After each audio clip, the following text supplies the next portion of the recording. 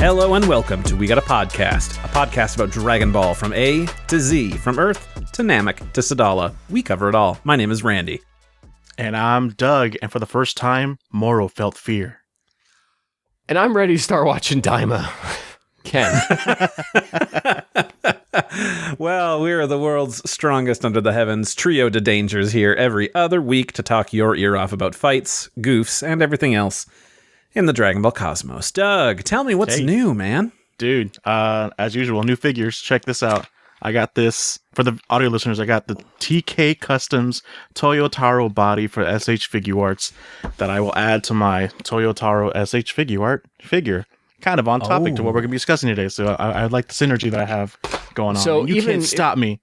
Audio listeners, in case you don't know what this is, it comes with Goku's like regenerated healed chest piece with the circle on it.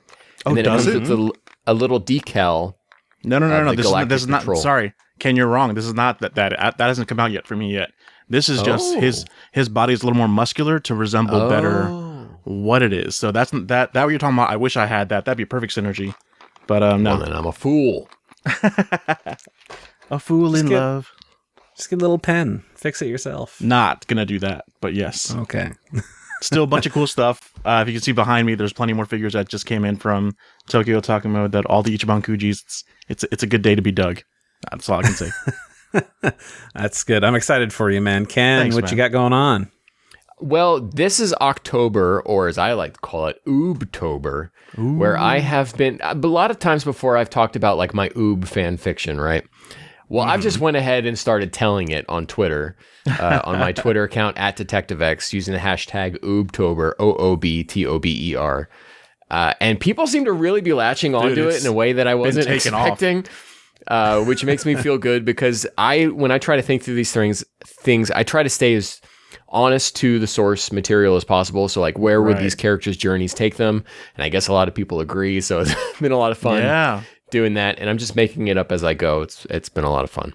You're like another Fenyon, like showing us the stuff that we've been like aching to see. Especially with the character like Oob, so much potential that was just wasted, especially going into GT. But now you're giving us a glimpse of like what could have been. Yeah, and I hope I'm not stepping on Toyotaro's toes if he ever plans on doing this stuff later. I don't want to be checking out each of those tweets, writing down a list, and just like, I'm gonna kill this man. Hey, or he'll come to you for advice. Yeah, please. I've been playing the new Zelda Echoes of Wisdom. It's an incredible game. I cannot recommend it enough. It's just awesome. It's old school with all the flavor of Tears of the Kingdom in it, just open exploration. Cool. If you played Link Between Worlds, it's kind of like that in terms of you can go anywhere and do anything. You just got to figure it out. And then I was on the latest episode of the Kanzenshuu podcast where we reviewed the superhero manga arc of Super in total. So when we get around to it, we'll be much more granular with it and get Doug's kind of take on this freshness. Yeah. Is that the one with Trunks and Goten? Yes, yeah. So definitely check that out. A lot of fun. Randy, what have you been up to? Well, I listened to that podcast, and first of all, fantastic job, Ken. Yeah. Fantastic job to Mike.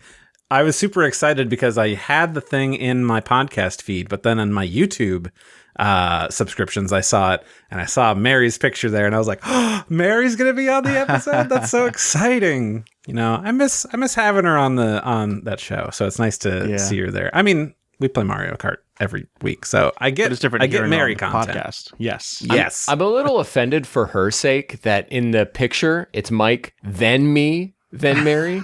That did seem a little off. That seemed a little off. Yeah. Whoa. Oh, that's good. Know your order. Let's see what else. Oh yeah, guys. We're recording this on the 8th, and yesterday was the start of the early play session thing for, I didn't want to say early access because that's already a thing. I hate that they now have like two things called that. Is that not what this is? No, because early access is like, oh, buy the game from us and we'll be done with it in a year or 4, and you know we'll just keep building it, whatever. Oh, and now this is I feel like it can mean more. It's literally you have access to the game earlier. That's literally what it is. That other thing has been around. Tell for the folks years. what it's called, so we know what we're talking about. Yeah. We're talking about Dragon Ball Sparking Zero. Yeah. So by the time this is out and you're listening, it'll be launched for everybody. So you can go and give that a go. I've spent, I don't know, maybe like 6 hours with the thing. So a lot left to go. I'm having a good time. And I can't really be unbiased in this because I love this series, you guys. So I still have to buy this game. I haven't even like registered in my mind. I guess I'm not as excited as everyone else is about this game because it's like a Tenkaichi 4 basically, right? And I never loved, as you guys know, the Tenkaichi series, so I have no love for this series and no nostalgia. So, but I feel like I'll pick it up on Friday, maybe a little later because I'm busy this weekend. But yeah, I'll dive into that. So, Doug, what you're saying is you'll get it when I get it. I think. Are you getting it a week later, saying, or you're waiting like till it's on sale? I'm saying you're planning to buy it Friday. There's no way in hell you're buying it Friday. You're gonna just put it off. I'll put it off. No, I really want to give it a shot. Like I've heard good things, but just the lack of polish in the game, just from what I've seen before it came out, it just already makes me feel like this is going to be a very mid game that will only get the people that are excited for Tenkaichi 4 excited for this game. I'll tell you one thing the game does cool, right? It does a lot of things cool, but this one stood out to me today when I was watching some YouTube videos of it. They've done something so that the mouths puppet to whatever language you're playing in. Finally, no way. Yeah, so it's not. I don't think they did a manual process like Kingdom Hearts was, where they manually puppeted that to English. Yeah, or just I was talking to AJ about it, and he said like, well, maybe they're just something that attunes to the waveform. Oh, yeah, so that's how they move it. Finally, you know what I've been wanting since like Budokai 3 is like, for every interaction when you first start a battle, for the two characters to have something unique to say to each other. But I think they're not really doing this in this game either, are they? It's just like it's like 90% like, I'm ready to fight you. Like it's nothing like unique to the character. You know what I mean? I mean, there's 182 characters, so they're not going to do it for everybody. But I will say that's what I want. What's the point of having all the characters if you don't do that?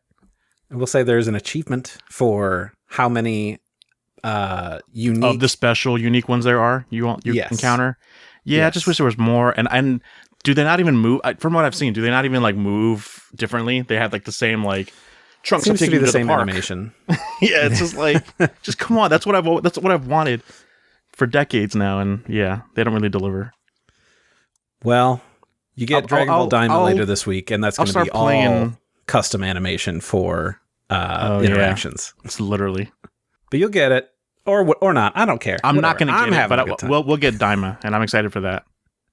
There we go.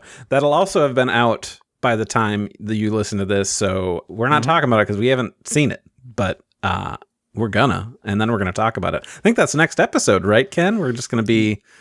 Yes, so we'll be a little behind. We'll always basically be 2 episodes behind. We give ourselves like 8 days lead in for editing. 7 or 8 days we give ourselves to edit this thing. It's not our full-time job. We have other full-time jobs, so we need time for this. So we'll always be like 2 episodes behind. But if you want to hear our more current thoughts, we'll obviously be talking about it on the, I almost said the Kanzenshuu podcast, but the Mario Kart. Yeah. The Frodo. GrabYourNearest.com. Yeah. GrabYourNearest.com. Oh my God, I can't believe we got that. Yeah, check it out. It's a great website, full of really great content. All Mario Kart, all Dragon Ball, and I don't know, space. And no sense. No, none of that. But you know what? You came here for a show, and we're going to give it to you because we're talking Dragon Ball Super manga review, Moro Arc, Galactic Prisoner, whatever, Part 5. It's the end. We're doing all of it. The finale. The finale. So, if you're dropping in here, I mean, congrats. You're here for the finale. If you don't know what Dragon Ball Super is, why are you listening to this show? It seems pretty weird. I mean, you would know. They could be a fan of just Dragon Ball hearing in general, just like anything. Don't berate the audience. Yeah, like why are you here? Get out of here, new fans. I'm just saying, you're coming in at like the 4th series. They came in for the SH Figure Arts and me geeking over them, so just let them listen, okay? That's right. A bulk of our viewership is just people checking out your figures. So, however you want to come in, that's cool. That's cool by me. But what is this whole thing? So Dragon Ball Super was a monthly manga that began in 2015 alongside the anime series of the same name. That's so weird, right? And the anime came and went, finished in 2018. The manga still trucking, and this was the first manga original story following Dragon Ball Super and Dragon Ball Super Broly. Wait, is it still going to this day? You're serious? I mean, it stopped in like April, but it's on hiatus. Oh, okay. Was it Victory Uchida, the editor, who still says that it's coming back, that it's on hiatus, that it's not over? It says in the magazine. Yeah, every month. Okay, well, hold tight. I mean, we're getting a new manga from Toyotaro. He's doing 3 chapters, one shot of Dragon Ball Divers, the new card game manga for that. I was hoping for a Helldivers collaboration, but I guess not. Okay. I don't know how that would go, but I'd be interested to see how it would go. Anyway, this thing, done by Toyotaro and Toriyama, and continued after the Super anime came to a close. So Ken, why don't you fill us in on what's been going on so that way listeners and watchers know what's happened? The Ken recap. Do. Last time on Dragon Ball Super, Moro has made his earthbound entrance and supercharged his subordinate Saganbo. However, Goku makes it just in time to save his friends and put a stop to the brutish behemoth's berserk blitz. At last, Goku unleashes Ultra Instinct on Moro, but this sign of what's to come lacks the stopping power necessary to put down this obstinate old goat. Once again, the battle seems hopeless, that is, until Vegeta suddenly teleports from Yardrat. What tricks does the erstwhile evildoer have up his sleeves? Oh, beautiful. Ken, delivering in every sense of the word. Question, what does erstwhile mean? Former. Oh, okay. Didn't you just say that? Because it doesn't... It's alliteration. You can't just You want me to say former foe? That's not fun. You don't learn anything from that. You're right. I did learn today, so that's great. There you go. See, it's important to learn and to be excited about that. So, guys, we did volumes 14 and part of 15, chapters 61 and most of 67. Big picture temperature check. Doug, you're coming into this. This is your first time. Yeah. What did you think about this big chunk? It looked cool. Mm-hmm. That's pretty much it. Let's change some minds today, Ken. Ken, how do you feel about this whole thing? I was waiting for the drop. It looked cool. And everything else was cool. This is the best it's been reading it this time. It gets better every time I read it. A lot of the issues I had with it before suddenly clicked with me, and I don't have issues with it anymore. I think this is peak modern Dragon Ball. When they brought Dragon Ball back in 2013, this was what it should have been all along. Wow. Mm-hmm. That's huge. I'm ready. I'm coming in fully expecting to have my mind changed and everything. And like a lot of things maybe I just didn't get. I have a lot of questions, and I just didn't. I was just like, okay, we're doing Raditz. Oh, we're doing Cell. Oh, we're doing Boo. Okay. You have a lot of questions, and we can now finally answer all. Yeah. Right. Who's Granola? we don't have to hold back. Well, that one. Don't ask about granola. Doug, we have to get through Daima. Like, we got to be staying with the current thing. We can't be talking about granola right now. I did not give you any granola pages, so you should not even be knowing that name. No. Much to my chagrin, I was like, if we just would have went one more page, if we just would have just a little tease. Oh, really? No. I think this is a good bookend for me. Well, either way, Doug, I'm excited to change your mind. And I feel like, Ken, for me, this is my third time reading this. I think this is at least your fourth, because the original reading, the Kanzenshuu thing, Tomes of Evil. Tomes. Yeah. And here, that each time has felt more right and just exciting, no matter how many times I go through it. So I really liked it. We've got a lot to get through. This is going to be a long episode, but we're going to try to just do it. We're going to get through it. Let's kick off Chapter 61, Vegeta Reborn. And as normal, Ken, this is kind of more broad strokes. If there's anything that escapes your eagle eye, you got to call it out. Stop me. Okay, of course. Let me know. So, Vegeta charges forward to land a few hits on Moro, but he doesn't stand a chance and gets tossed away. And then goes in again. Is he nuts? What's particularly great about this is it's extremely not like Vegeta. There's no talking from him during any of this. I was going to say, there's no cockiness in him. You see him. There's 100% confidence, not cockiness. And in this, you can instantly see what the difference is between the two. It is the definition of a man locked in. Yeah.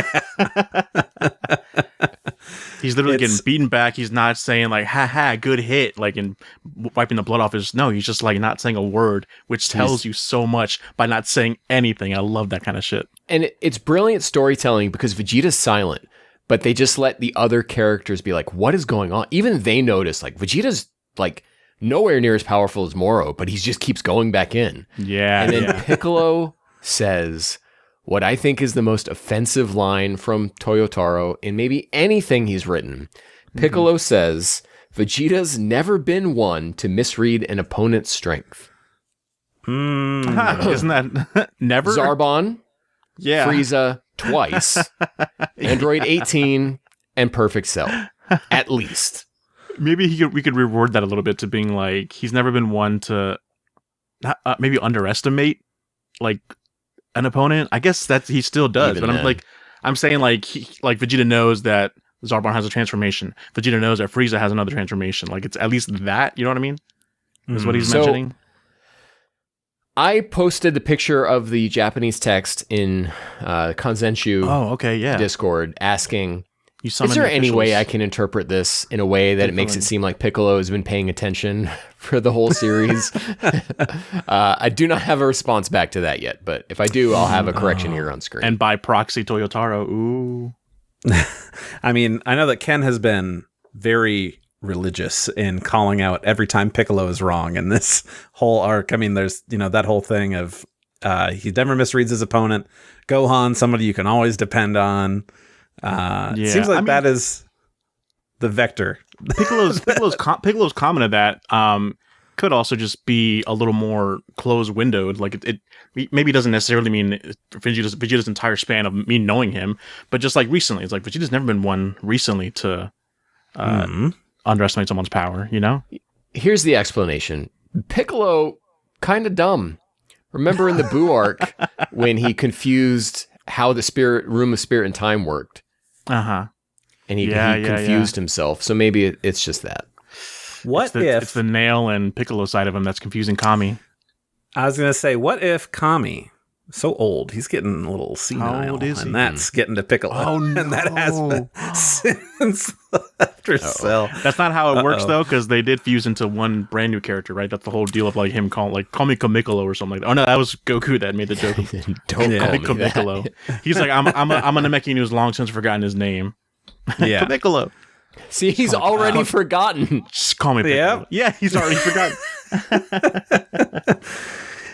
So Vegeta's going back in, even though he's not strong enough, but then he starts to make headway. He's hitting Moro, and Moro's taking damage from this. And people are trying to figure out what's going on before Goku is the one that realizes, wait, is this? And Vegeta just like, yeah, man, forced spirit fission. He's not getting stronger. He's making Moro weaker. And then Moro loses his youthfulness. So is this not did I not guess this as one of my theories as what Vegeta's power would have been? Or you were always like, I don't know, I don't guess. No, I just want to read and be listeners. in the moment. You let me know. Didn't I say like he's going to learn something to make him go old again or something? You may have said something similar to that. Takes him to the island that makes you old, I think is what you said. The M. Night Shyamalan movie? Yeah. So forced spirit fission is spirito no kyosei bunri, or basically, like quite literally, would be compulsive spirit separation. So forced spirit fission sounds cool. Yeah, and I like that. So it's basically just a reverse Genki Dama, is it not? Kind of, but yeah. But focused on, yeah. Using spirit control, he can just rewire it however he needs to. Oh, that's true. There's that spirit control. That's okay. That's cool. That's cool. Even though he's forcing the energy out of Moro, it is coalescing into a big ball in the sky, just like a Genki Right. Dama. That's when I first thought that. It. And then he breaks it and like sends it back. So it's like back to where it came from, which is literally the reverse Genki Dama. It's like, here, take your energy back that we took. So you went into my next point, which is Vegeta frees Moro's energy and sends it back to those he took it from. He also teases Piccolo that his new ability could even unfuse him from those other Namekians. That what a weird tease. but I kind of liked it, but it's just just like this over-the-shoulder grin as he's talking about it. Like, I could get rid of those dudes if you like. Like, do you have something against Nail and Kami? It's never been a complaint of Piccolo's or anything. It's very weird. It's kind of feel like Toyotaro just flexing that I remember this. Isn't this fun? Well, I think it's also ties into Vegeta later taunting Moro, like, oh, you needed to take all this power and absorb all of this in yourself because you can't fight on your own, right? And so maybe that's how he views Piccolo. Is Piccolo not knowing that Piccolo and Kami were originally one person. So really just... There's a lot of that going around too, because then with Boo and Oob. So there's a lot of like weird stuff about Namekians here. When this arc was going on, at this point, I remember being like, they're setting up something huge with Namek, and for the Namekians to do something big. And then they just never did. But so we have that line about I could even extract those other Namekians. Yeah. Pibara says revival should be possible for tribes with potent life force. And then Eska says the Dragon Balls we left behind must have somehow protected everyone, keeping the planet and its life forms from rotting away. So I thought we were heading for something like really mystical happening with the Namekians. Right. But it was literally just so that they would be alive to have Dragon Balls to then revive everyone don't else, even need right? that. Because Eska is the tie to Purunga. Right. Oh, okay. They left the Dragon Balls there, so they didn't need to revive anyone. Yeah, what was the point then? Exactly. Unless he's setting up for something down the line. Oh, wow. Yeah, why did this all happen? Game. Hey, there is a whole Piccolo thing with him having a transformation in superhero, so maybe there's even more depth into that. We had talked about where Piccolo is kind of not on top of things here. He's dumb. But we have, I think, a really great moment from Piccolo here while he and Goku are standing on the sidelines watching Vegeta fighting Moro, where he brings up his like, have you noticed how much Vegeta has grown? And Goku is just like, I mean, yeah, he's gotten really strong. I couldn't figure out how to do that. He's like, no, I'm talking about like as a person. Like he invaded this planet. As a person. And now he's here protecting it and atoning for what he's done. That's not the Vegeta that we met all those years ago. Trying to fight for his sins. Yeah, man. Yeah, I really like that. It's great, but consider who's saying it. Yeah, another fellow person that could atone for his sins. Another person who tried to take over the world and now babysits the granddaughter of his rival, so Piccolo is Piccolo's able to recognize this in another person, but not be like, maybe he can't see it in himself how much he's changed. Isn't that he has that moment with us? Gohan, but it's like he already knows. He already learned all that during the Saiyan arc when he sacrifices himself to save Gohan. Like, I don't know, man. Damn. It's more real to relatable to us that we can see that easily in others, but not ourselves. Mm-hmm. And then Goku saying, "I just wanted to fight the strongest guys out there," is a great tie back to the idea. I think it was a Toriyama quote, is that Goku does not set out to do good things. Good things just happen as a consequence of him acting. Toyotaro's just trying to solidify that. But then this whole story here on out kind of contradicts that and then doesn't. And then, that's where I'll have questions about that when we get to Ultra Instinct stuff. Yeah. All right. So Vegeta asks how to handle Moro because, like, does he go back to prison? Is he supposed to be executed? What's the deal here? And Jocko tells him that if he can execute him, then please do so. He's only not dead because we couldn't kill him. Exactly. I love this for a couple reasons. First being, again, it's Vegeta calling a character by name, which is like a huge sign of respect from him, And then secondly, he's asking for permission. Yeah. Like he recognizes he's a part of the Galactic Patrol. And he's like, what is the way we need to be doing this? Are we all in agreement? Yeah. What are the actual orders? Like, I think, honestly, Jocko's probably got rank on him. So, you got to ask him besides just the fact that he's been around for a while. got And that also, cool you know, uniform. again shows Vegeta's growth, where before, like, you know, on Namek when they were fighting the Ginyu Force, like, he was just murdering him. Like, no, I just wanted to get rid of him, Yeah. you know? He has no qualms with that. But here he's like, I'm not just going to do it. Like, I got to make sure that that's the right thing that we're doing. So, man, Vegeta's good stuff. Even against Frieza in Resurrection F, he was just gonna flat out kill Frieza, right? Well, it's because Goku wasn't gonna.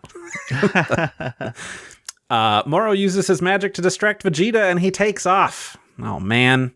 We do get a great bit about going to hell, and Oh yeah, Vegeta's like, I'll see you. Keep a spot warm for me, baby. right? Yeah, Vegeta still considers himself a villain and knows that he's still headed for hell. Maybe not a villain, but just he's done too much to wipe away the slate clean. But he's still gonna. Right. The fact that he still does all this, not for himself really. I think maybe for himself in a way of like to seek forgiveness for everything. I don't know, but it's very. He's still on his journey of atoning. Like, this isn't the end. He's got more to do. That's what I think is that I don't think he'll ever, even if he like does the most best thing, save the universe, galaxy, like he does. I mean, like he'll ever internally, like he'll still think about the people that he's killed in the past. Moro escapes into the sky. Again, Jocko's the only one who sees him do it. Mm-hmm. Jocko's the only one with the Yes, vision. he's the only one with the quickest eyes to see it. So Moro has escaped to the ship, Saganbo's ship, where Shimareka and 7-3 are there, and just kills Shimareka right then and there. For no reason. And by the time Vegeta shows up, Moro is physically eating 7-3, a la Saturn consumes his son painting. Yeah. Very gruesome way to eat someone. Yeah, man. Whew. It's going to have that indigestion. He's like a snake. And we find out the real reason that Moro was letting him touch his neck was so he could keep a backup copy inside him. Oh, yeah. And he's got an all-new look, and he's got new powers. And that's the end of chapter 61. All right, Doug, your thoughts on the new look? Is he? So I couldn't initially tell, and I didn't want to like go back. But does he just look young? Is he look younger on top of like having the glass stuff on his forehead and kind of a different face, right? Yeah, he's got a much more human face rather than a goat face. So his horns become much shorter. So yes, probably more. That's to signify younger looking. Yeah. Something about him definitely seemed like younger and more like this is the villain. Because I thought like the Moro we got just a few chapters ago of him like younger was the Moro that we got for the rest of the arc. But no, then there's this looking one. Like, oh, okay, this definitely feels like final looking villain type look. The fur shifts off of his shoulders to like around his neck, and then he loses his like waistband fur, and that goes onto his legs, and then his belt changes as well. Those are the big differences. But cool. Okay. Yeah. I've had to draw a lot of Moro. I had to draw a lot of Moro fan art. Yeah, I have drawn a lot of Moro fan art, so I know where all the differences are in his costume. It's not as much of a shift as second form Cell to perfect Cell was, but it's a change. Before we move on from this chapter, and I know that we talked about it a little bit at first, but Doug, give me your unfiltered thoughts. What are your feelings on Force Spirit Fission at this point? The reveal, what we've been working towards. Right. I think what you guys said about what I would think about it kind of holds true. I was kind of disappointed in that. That's it. That's kind of once I like started making it seem cooler in my head, like, oh, it's a reverse Genki Dama. I kind of forced myself to make it look cooler than it was, but it really didn't. It's just him punching him. And what other villain would that work benefit? Like, it seems like a very specific, this is a move that would benefit this attacking this villain. But that was the point. He trained in this technique to use against this villain, but it would have worked against Boo because he was absorbing other people, so that way they could be a separation there, just like he could do with the Namekians. Oh, that's true. Could have worked on Cell because he was absorbing a bunch of humans besides just 17 and 18. Well, that just also shows the lack of villain creativity. Like, if there's absorbing enemies, then it shows another flaw within Dragon Ball. I don't know. Well, you can embrace it, and then it's no longer a flaw. Learn to love it, Doug. You're gonna have to, yeah. I don't know. Like, I didn't know what I could think of to make it different or cooler, but yeah, I was hoping Toyotaro could surprise me. But Randy and I thought that you were gonna like it, but be disappointed in how quickly it's kind of like set aside. Written off. No, it isn't, because it comes back in the end. Like all that. Yeah, it comes that. I'm just kind of lackluster on how it looked. I thought there'd be like a cool magic to magic battle or something, but and every time Moro brings up that I have magic, it's nothing magical. It's just like I can make the world explode. I can eat a dude. I can eat a dude. I can make fire come out of the ground like Frieza did 20 years ago. I can make 2 copies of myself. I don't know how much of a dude you've had. You know what? Never mind. I'm not going to make that joke. How much of a dude? Okay. So, Chapter 62, Edge of Defeat. Vegeta vows to rip that power away all over again, but Moro points out that Vegeta's ability only works if he lands damage on him. But now he's so strong, he can dodge everything Vegeta can throw at him. I think that's pretty cool. It's a cool way to get around that. Like, well, no, I'm just too strong. Yeah, I guess it's... Yeah, because he's got 7-3's abilities, a complete backup of himself, and there's no time limit. Like, Moro's like, hey, guess what? I'm broken as hell now. Watch out when they put me in Spark. This is why they can't put me in Sparking Zero, because I'm too broken. Yep. It's a Super Trunks to Perfect Cell kind of battle, where Trunks is too big and heavy, too slow to make contact. Moro grabs Vegeta and copies his ability and reveals that even though 7-3's copy of Moro would only last 30 minutes, Moro corrects them that there is no time limit because this power has come home. Yeah, that's kind of wild. It's a cool reveal where they're like, never mind, if we could just hold off for 30 minutes, we can beat this guy. It's like, no.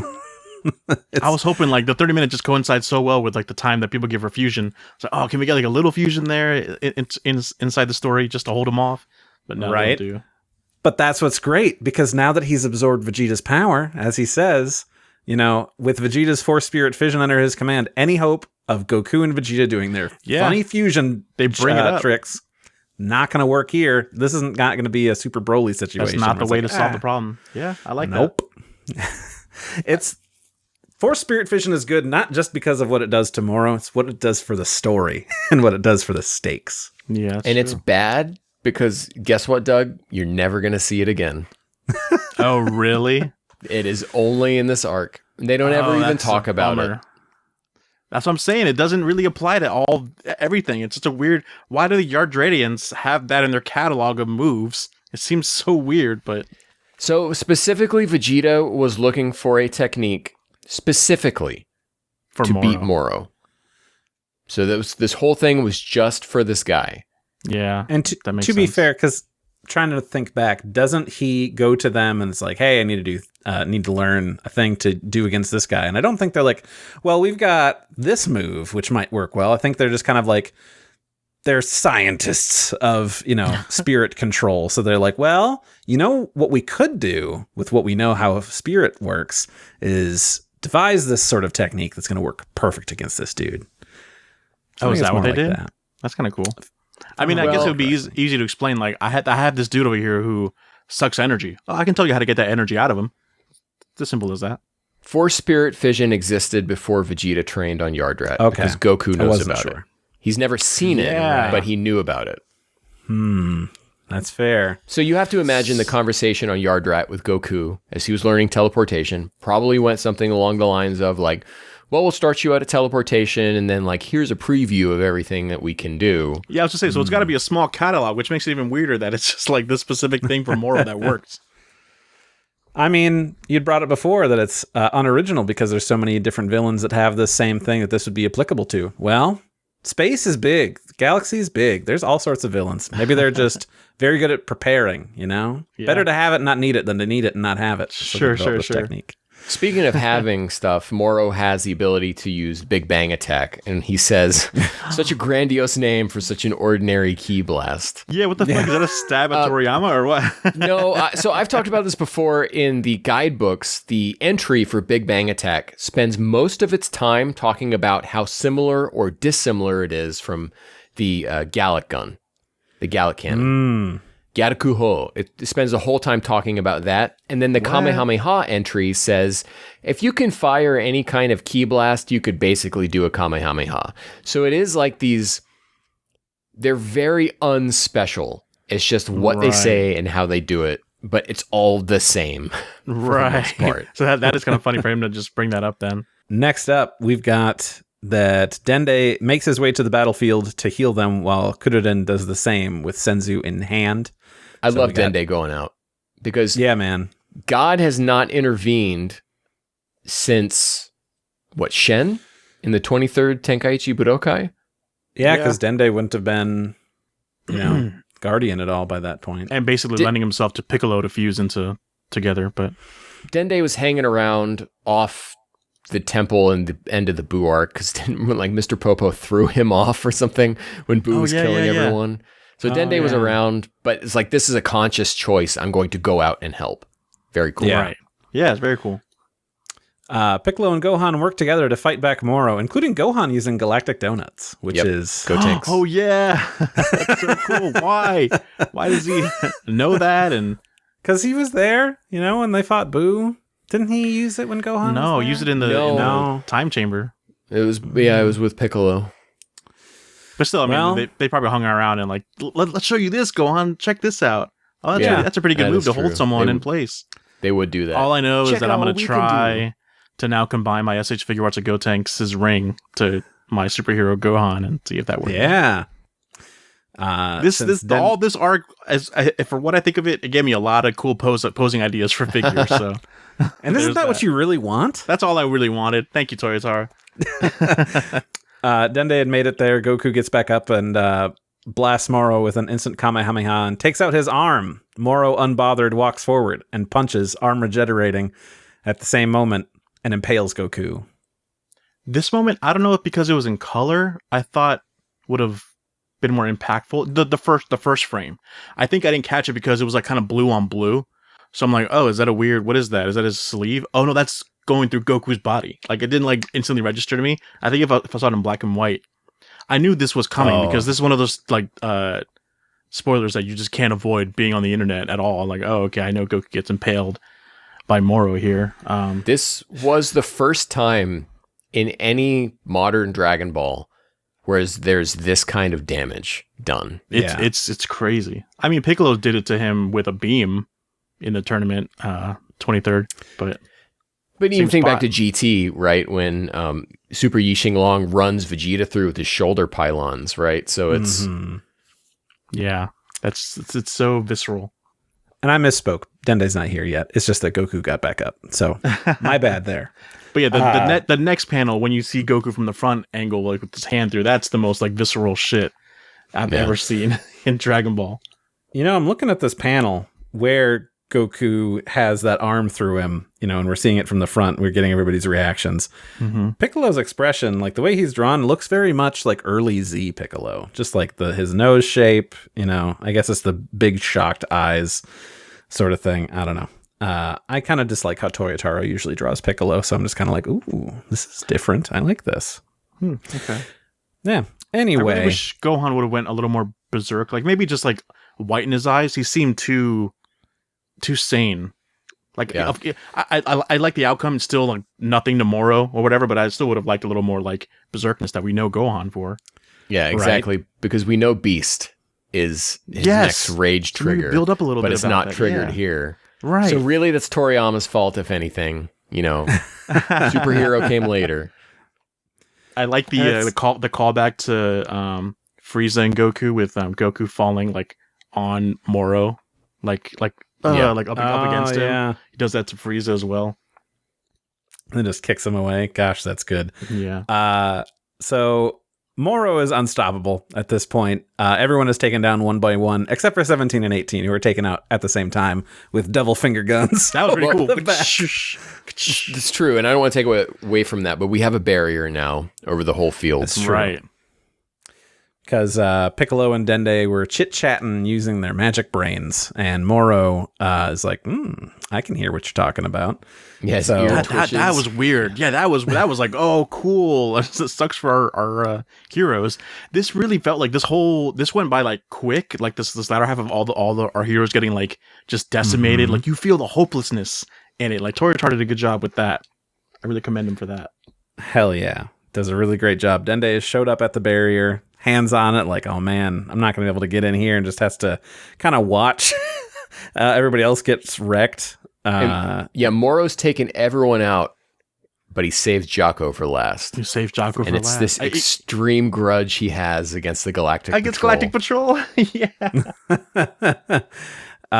So now that it's just him and Jocko, all seems lost, and all of a sudden the barrier opens a little bit, and Dende is able to get through, and it seems like he's got a guardian angel who's there helping him right then and there. I was hoping so much that it was just like, I forgot about this mysterious character. I was hoping it was just Dende himself being a deity himself.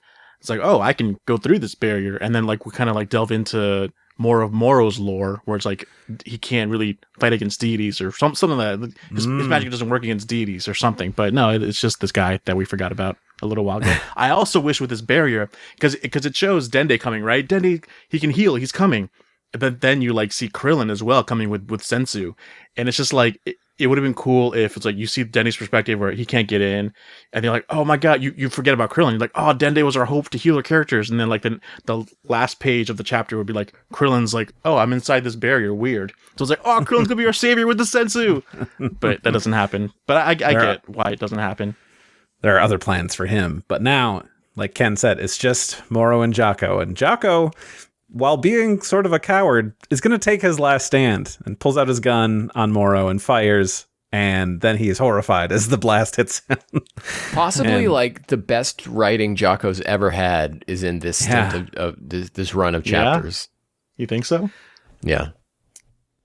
And Jocko is shocked at what happened and what Moro says, that you imbued this with your energy. Just, huh? Turns and looks. And there's Agent Maris. Has he always looked that badass? Maris was like, I'm like, whoa, cool. This guy. I think so. I love him. You guys ready to move on to 63, or do you guys have anything else you want to say? Starting with 63 is like Toyotaro unstoppable action. Nonstop. He's like, let me flex on y'all and show you why I was picked for this series. So cool. So, chapter 63, Maris's resolve. Maris is here to finish someone's training. Everyone else besides Maris and Moro remain and are whisked away to safety. So I'm sure Jocko is like, huh? Just, he knew that they were going to go do training things, and he shows up. Moro dispels the barrier, and Maris barrages him with quick hits from his pole weapon, and Moro wonders if he's some sort of deity. The combos this man is taken with this stick. So cool. Man, I love it. How much you can do with just like a stick. It's just so cool. Or he makes it look cool, at least. Again, Moro is able to recognize that this guy might be some sort of deity. Yeah, deity. So, even though he specifically hasn't used any deity powers, otherwise he would have vanished by breaking the law of deity, of gods, of angels. It's probably that he can tell because he's figured out that Ultra Instinct is like a god technique, and he's recognizing the same thing with Marisu. Well, okay, so you think he is using Ultra Instinct at this time? Or Marisu definitely is. Gotcha. It's just a state of him being, he's always an Ultra Instinct basically because he's a god.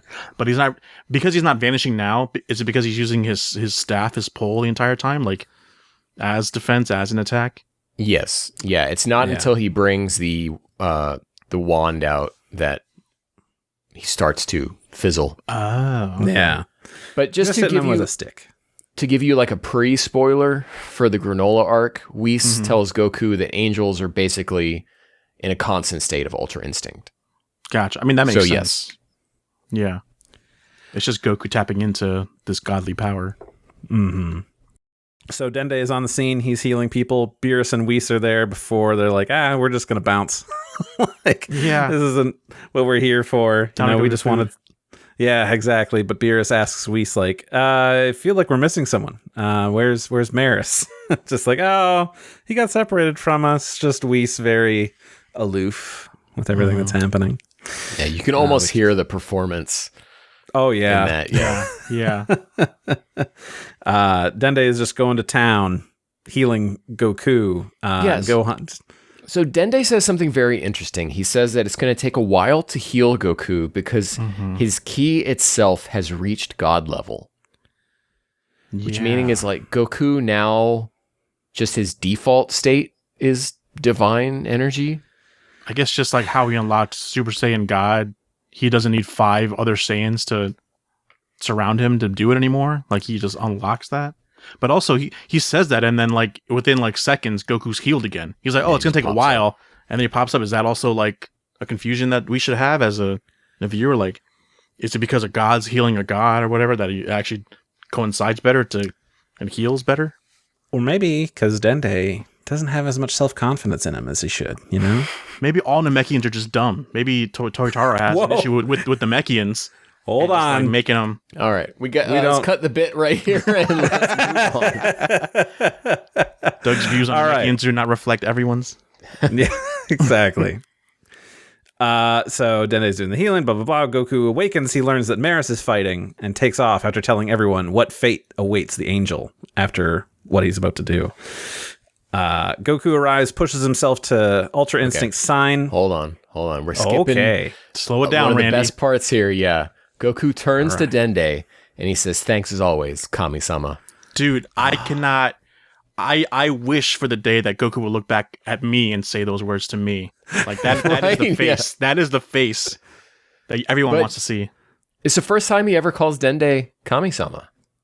Yeah, you're right. Oh, you're right. I knew there was a reason why that felt so like standoutish. Yeah. Like thanks, so it's like always. he's like, "Hey, you know what? Maybe you are God." Yeah. You know? You finally decided to help out. Thanks, God. Just recognize it's like game recognizes game, right? He's recognizing, like the way he recognized Yamcha before, he's recognizing Dende's role, and he's like, you know what, we're all a team. Yeah. Thanks, God. But also mentioning that previously, I find it really weird that Moro didn't decide like, oh, there's a guy that can heal. Oh, I want that power. Why did he just close him off? That was very weird. Dende can't heal him.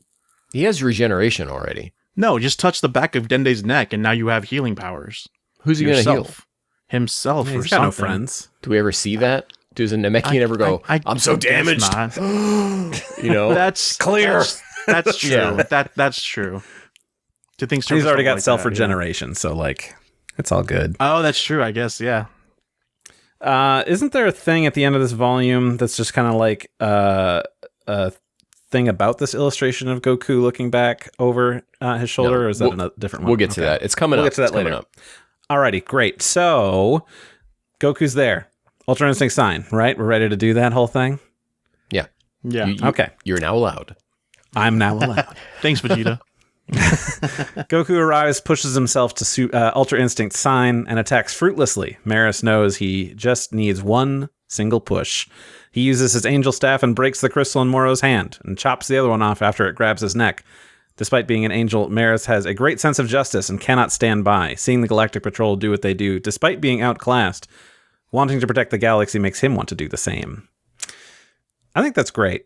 It's like, everywhere they go, man, they're not as strong as the villains, but they're still putting in the time, and they're trying to do their best. Yeah, Cops and Dragon Ball are good.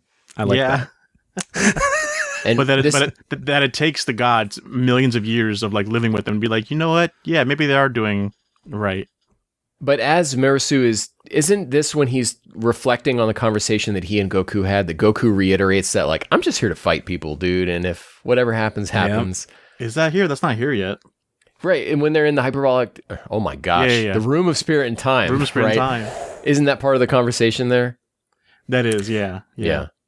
So they're just reiterating that. But a great moment, a great flashback of just like, it gives you more love towards Mirrors, just to have a person you already love, Goku, talking to this guy, like just chit-chatting, just makes you care for Mirrors a little more. Just showing you the lives that Goku touches. Every time. Right. Yeah. Just being himself. Which leads immediately to Marisu doing the staff rifle, which is like the coolest. So good. And the angle down of him, like pointing it straight forward. Oh, so good. Mm-hmm. Toyotaro does not miss when it comes to this cool action stuff. Neither does Mirrors with that sniper. We have that flashback, and then Moro throws a giant blast at Maris, who punches through it, zooms up, and he gets in one punch. That's all he needed. Right into his forehead. Crack that crystal, baby. Well, can we talk more about the flashback, though? Because that's my area of, like, what the what's happening? Yeah. What is Goku's... He says something like... This is the part where he reiterates that I'm not out to protect, really. I'm just, looking for a strong guy and Right. they just happen to be the bad guys or whatever. And he's like, Well, yeah. Let's say he gets, he thinks about it, I think, a little bit to himself because he says, putting it that way gives me too much credit.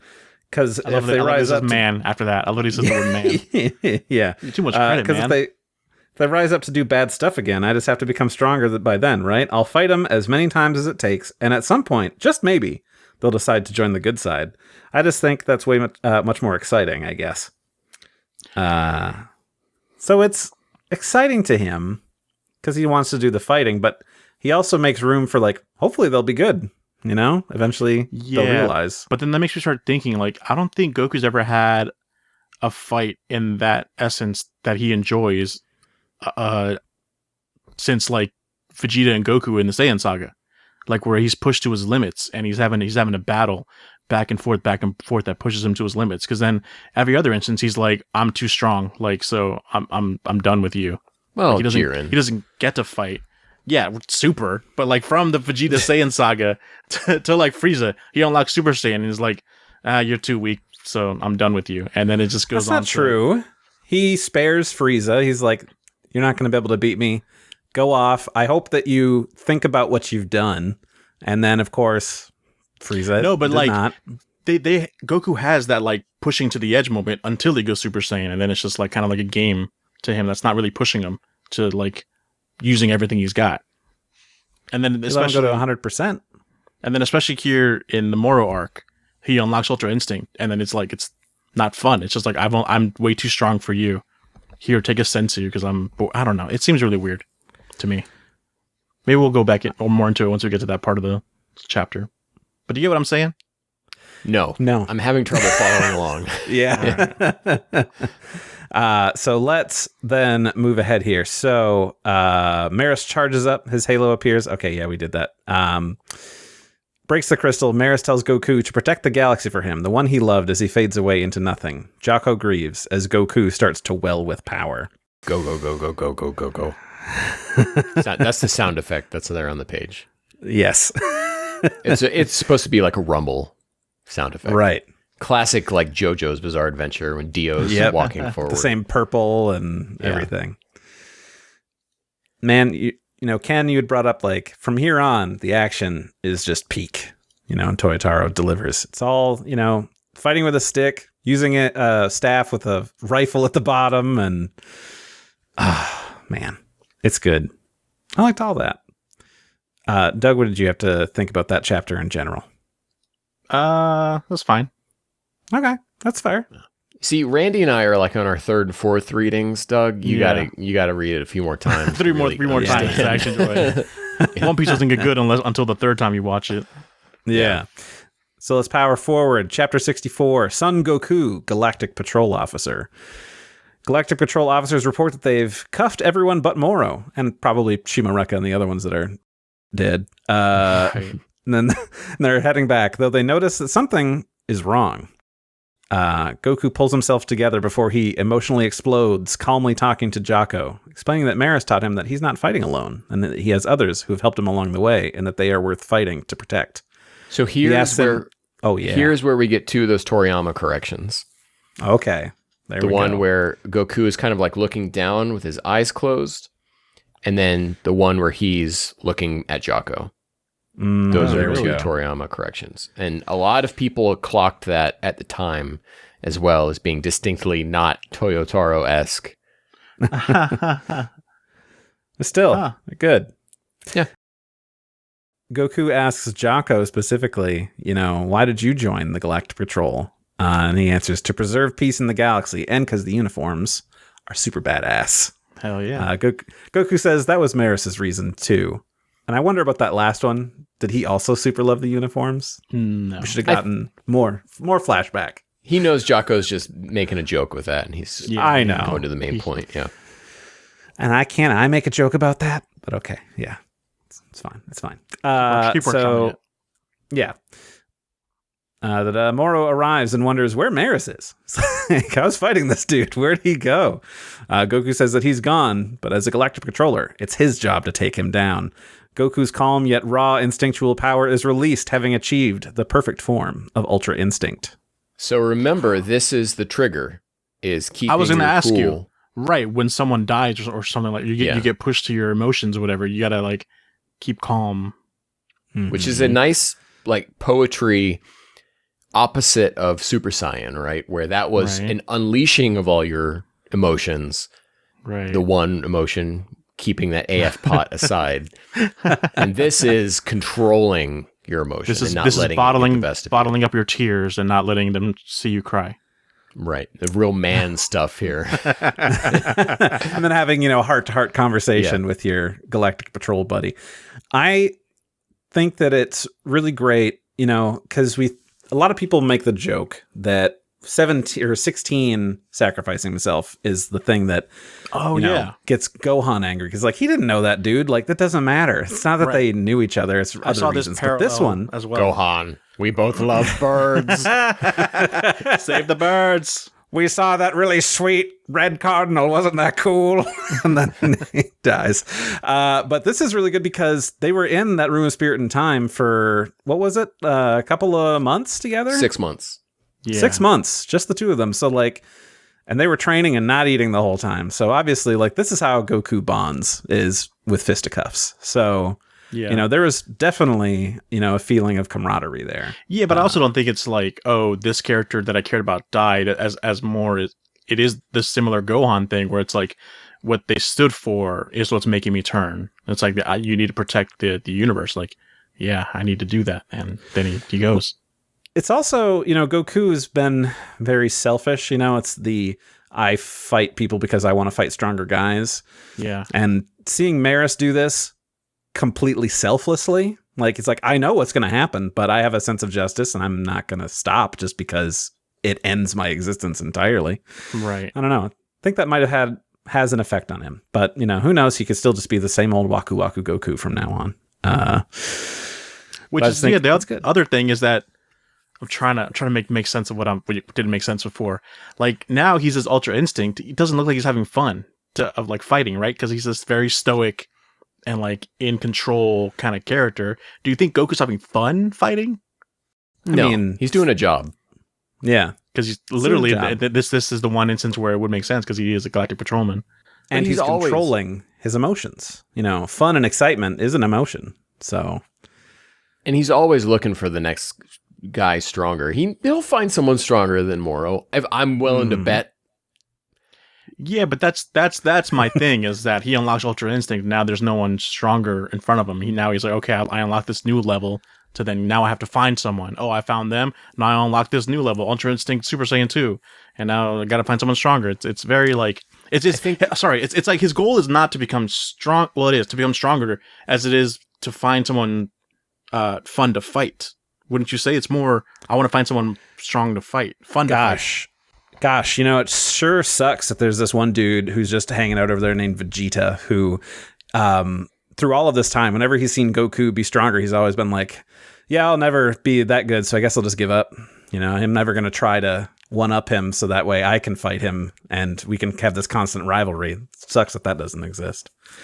That's what I'm saying. He just has Vegeta. What's wrong with that? He keeps looking for others. Enough? That's what I'm saying. He keeps looking for other people when Vegeta's right there. Just kiss already. Yeah, it's because he knows it pisses him off. He's doing it to make him jealous, He's playing hard to get. Vegeta's like, look at me. Yeah. You got to have that image of like the boyfriend looking over the shoulder and have Vegeta just, like Moro in the red dress. That's funny. That's got to be an image. So Moro is immediately horrified seeing Goku in this form, like solidifies the Cell and Gohan thing, where it's like Moro feels fear for the first time. Yeah, Can he sense God Ki? No, he can't. Yeah, so it's just the look in this dude's eyes, just like he's gonna kill me. Yeah. Goku lays the smackdown, dodging everything. Breaking Moro's arm. The little. I love is this one panel where Goku is walking towards Moro, and then in the same panel he just teleports right to his arm and grabs it. Right. Oh my god, it's so fast. The way Toyotaro draws Ultra Instinct here and then like is able to solidify the idea of such crazy high speed. Not just in this, but there's also a moment later where like Whis teleports and just like instantly, and it reads so well. Like Toyotaro is so good at this. Like where his staff is still in the bubble, but Whis is outside the bubble. Yeah. Yeah, like it was this exact panel too, Ken, that I'm like, this is the way that he shows so well, like the difference in power, because that was my criticism before, where it's like, how do you keep showing how much power is stronger and stronger and stronger? We already have this crazy thing, but this panel is really good representation of that. I just really love the punch that Moro does, and Goku just kind of moves out of the way, and then just it's a very slight like wrist hit, and the dude just goes flying. Right? Yeah, just a little shift. Yeah, that's all it took, and he's just standing there, so calm. Moro flies back in, and we do the Agent Smith and Neo thing from the end of the first Matrix movie, where it's just one arm, and he's just looking away, just blocking all of those hits. Yeah, it's this kind of stuff that makes Vegeta's meditation talk in the superhero movie kind of like hard to stomach. Why? Because Vegeta's like, we all have to learn how to, move without thinking and not move until like keep ourselves relaxed and strike at this moment. And that's what Jiren was doing. And it's like, well, Goku is able to do it now. Right. And that's why we have that rewrite in the manga. Shh, Doug's not supposed to know about that yet. He'll forget. Don't worry. He's already forgotten. So Beerus and Whis are kind of watching this whole thing go down, which I don't know. I dig. It's and it kind of lowers the stakes a little bit when they're just kind of chilling. Like, yeah, things will be fine. He's got it. Yeah. The Toyotaro does I think the history of Super, his first full page panel. It looks glorious. Yeah, of Goku striking Moro. Yeah, and the way he does it is he like, refresh me. He like grabs Moro, stops Moro midair using that God Bind technique from Super Broly. Superhero against Broly. Stops him there, and then just like winds up a punch, punches him, and then Toyotaro shows you like the ripples going across the entire Earth. Yes, and then. Like Goku is still hitting Moro, and then it's like boom, and then he shoots it off, and Moro goes flying. Dude, the way Toyotaro compresses time here to really sell the impact, it's so good. It's so good. It's that same method he used when Moro slammed Goku to the ground in the previous chapters. It's right. He knows how to sell, especially also the shockwave of it. You get our regular characters that are always like covering their faces from the wind at impact, but then you don't see it often. You see Beerus and Whis have to kind of flinch as well from the shockwave of it. They have that flinch, which is always a weird thing in Dragon Ball, where it's like, dirt is always something that it doesn't affect you unless you're super strong. Like if you're super strong, dirt in your eyes aren't an issue. Like no matter how strong you are, it's going to get in your freaking eye. We have this really great shot after Goku punches Moro into the stratosphere. Beerus and Whis are watching, and Beerus just says, "Perfectly done." No notes. What? A rare show of respect for you. He's like, respect where it's due. Like, whoa. This is the first time Beerus has been like, damn, this bro cooks. The way he fights is godlike. Oh, it's so good. So Moro is back. He's going to chew up to his old tricks again. He's still got his magic, does all of this fire stuff coming up out of the ground. Thinks he's got Goku on the run. Appears behind him. And just instantly, Goku does this really weird, super strong, like one kick. Just backwards, not looking. Kicks him into one of these pillars of fire that like corrodes his horns. Like everything is just burnt to... This was so much nastier in color. Yes. Than it was in black and white. It looks, it's crazy. It's like the blood coming off his horns. They're not just like, it's gruesome. Jeez. Please Moro don't still kill tries me. Yeah. Moro tries to absorb more power from the planet, but Goku is insanely fast and then kicks him into a cliff. Like, this is another one that was very fast, like, just no wind up. Goku's just talking to him, and then Moro is saying something else. For the next panel, Goku is knee deep in this dude's abdomen. Yeah. And kicks him across into a cliff where then notes on SH Figure Arts posing, that's going to be one of them. Kicks him into a cliff where then a boulder just crushes him and just, saying, please don't kill me. Just looking for mercy. Goku confirms with Jocko that they are under orders to execute Moro if possible. Goku tears off his shirt with the insignia on it and says that he will fight as an Earthling from here on out. It's such a great mirroring against Vegeta. Vegeta asking a similar question and then being like, okay, I'm going to carry this through and kill him. And Goku hears the same thing, but instead of deciding that he's going to kill him, he's like, no. He's like, no. I'm not for this. I'm going to do this my own way. I quit. Yeah. He tears off the shirt.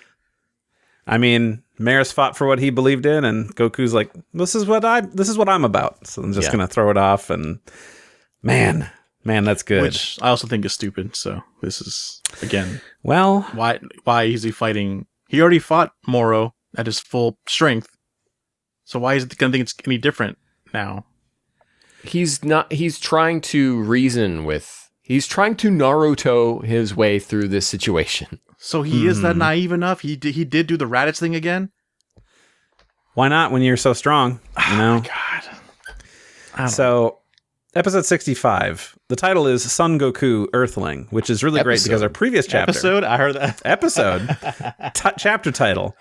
Getting ready for Daima a little early. Oh, yeah. Well, at the end of this chapter is the redraw that Ken was talking about. At the end. It's them explaining the redraw. Yeah. But I really like it that this one, our last chapter is Goku is like, it's my job to take you down as a Galactic Patroller. And that episode chapter title was Son Goku Galactic Patroller. And now at the end of that chapter, he tears off the thing and says, I'll fight as an Earthling now. And now our chapter title is Son Goku Earthling. So we've got, it's like... That's really cool. Yeah. I thought you were moving on. That's why I didn't want to rush through the Toriyama thing. No, totally fair. Kuririn watches with awe, Senzu in hand, as Goku just dominates Moro. After freeing Moro from the boulder, Goku takes the Senzu and gives one to Moro as he promises to go back to jail, which is, of course, a big fat fib. The rock thing?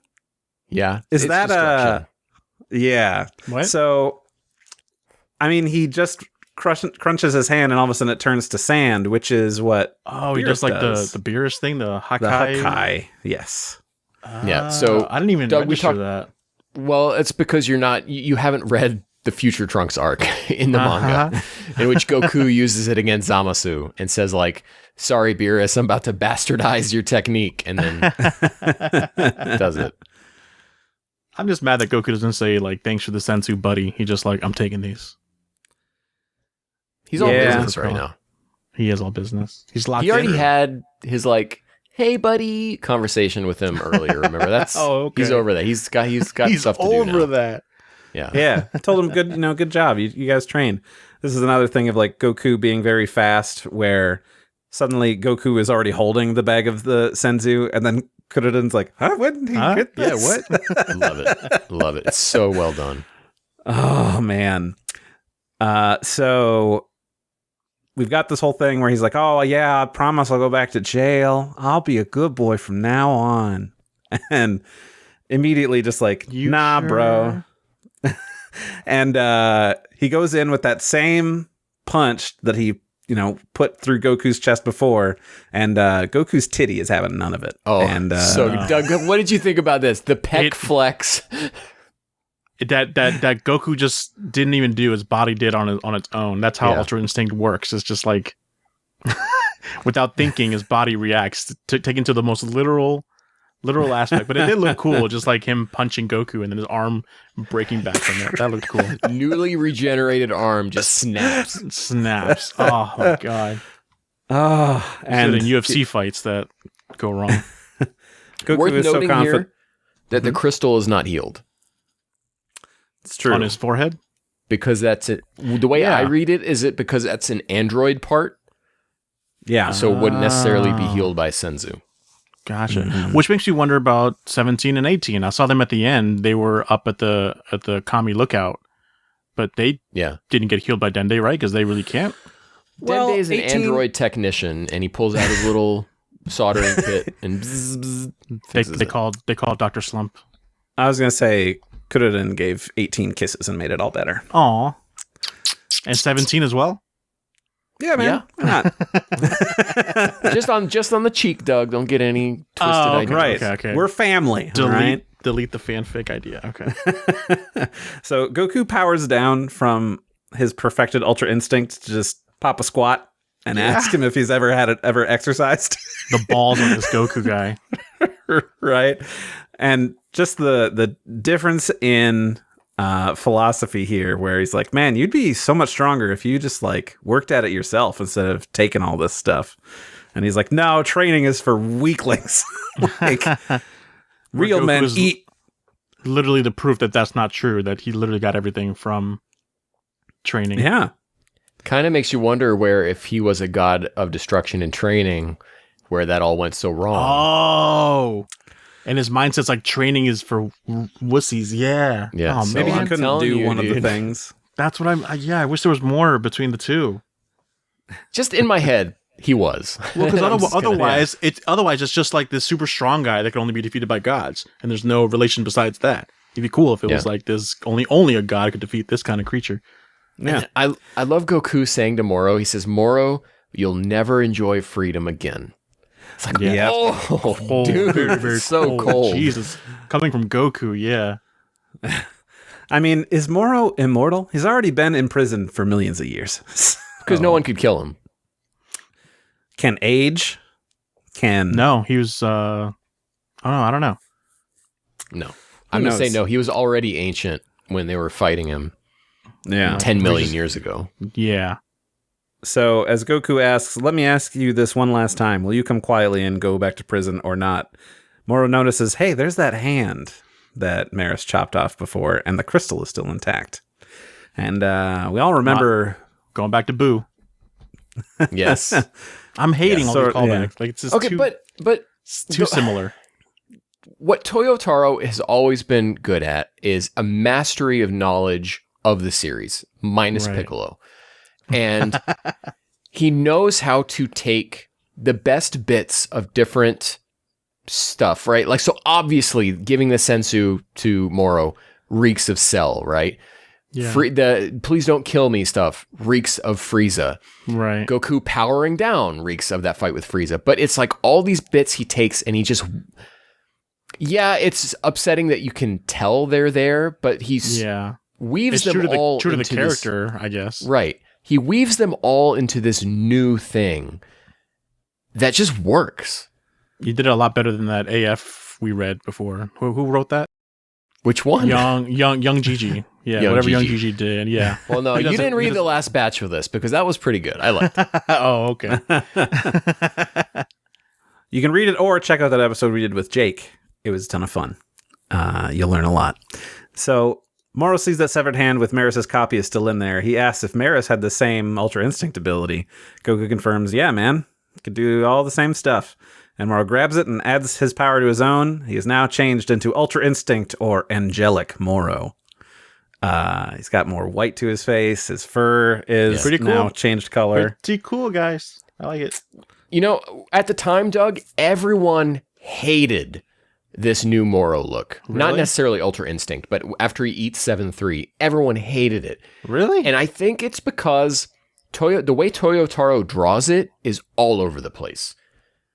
Sometimes when he draws this version of Moro, it looks incredible. And then sometimes it looks bad. And Really? I think it has to do with how long he's letting the face get. Sometimes he smushes it down so it's a little small and short, squat face, and then sometimes he lets it be longer, like Cell's face would have been, and then it looks good. When it looks like Nakatsuru designed the chins on it, that's when it looks Right. good. I don't know. I didn't notice any bad. It all looks consistent and good. Well, the Maybe 'cause I'm reading color. goatness of his face was distinctive. He looks a Okay. lot like Cell with this face. Yeah. Yeah. So now Moro feels that he is equal to Goku and decides to go all out against him. Whis saves Kuririn and keeps him and everyone in a barrier as, you know, this whole big battle is going on. 2-page spread. Oh, It's so good. Just rushing each other, punching, huge explosion. Well, Goku seems to be pretty unfazed by all this. Like, he's like, yeah, I'll just block that and like whatever. Like, it's, not something you'd expect for how strong he is. Kind of like when Ginyu is in Goku's body and he's like, oh man, I'm unstoppable. But then everybody else is like, I mean, it's not really that strong. Like, it's one of those things that when Toei animates this, they're going to kind of set that aside, and this will be a whole episode-long fight where Moro's got Goku back on the ropes, and it's only towards the end of it that it's like, oh no, Goku's actually in control the whole time. Right. The only thing like he really gets on him is when they're kind of like racing around the world, and he presumably uses magic to split himself into two. Watch out, using magic. Yeah. And then just kicks him down, but then Goku just lands. Like, he's not bothered. He's just like, yeah, whatever. Like, I'll just land. And then Moro's like, what's wrong? I want you quaking in fear. And he's got like, he's getting stressed. He's sweating. Like, so already is backfiring on him. I mean, this great exchange of, I also have my magic, which gives me a leg up. And Goku just says, you think so? Then try a little harder.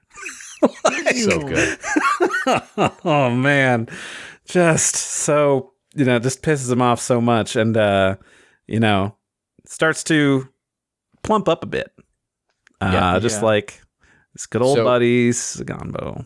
This is when it's that, and it's a combo of that. So, Doug, when I said that the last volume, like, set up some stuff, the Saganbo thing, the idea of too much power for your body. But also this is tying into Goku's pec just, like, automatically flexing. Goku's body is honed and used to that. Oh. But Moro's, it reacts, but then it just like deforms and grows stronger and bigger. And every time Goku is hitting Moro now, that keeps happening to him. It overcompensates. Because his body doesn't know how to, titty flex? Is that what we're calling it? Yeah. Doesn't know how to do it.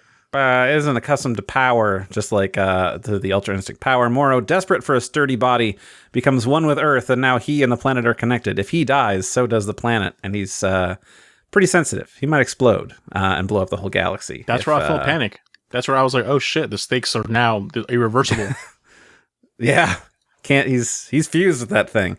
Now, this isn't like a 7-3 or absorption ability. Suddenly he's like, I'm just going to be planet now. This is just Moro's eating magic.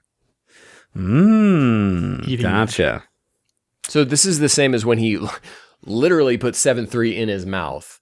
He has his mouth on the ground. That he eats Earth and becomes Earth. Dude is magic. I ain't got to explain anything. Yeah, sure. Yeah. That's all you got to say. Dude's magic. And that's kind of the end of that because he blasts Goku. Goku blocks it, and then he's just like, oh, whoa, what? Like, it's still not a lot to do any damage. And this is the sturdy body now that I can hold all this power. It's gigantic, Right. They're screwed, and that's the end of that one, chapter 66.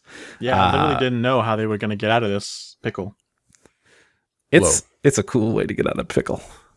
Low. All right, guys. Are you ready? Everyone who steps on the Earth is losing energy. Yes. For chapter 66, Moral Consumer of Worlds. Yeah. Just so everybody knows. And things are looking pretty bad. And Beerus decides to step in and save all of the Earth food. However, just then, the Grand Priest is giving him a call and orders them to return to the Angel Realm to probably report about this whole Maris situation.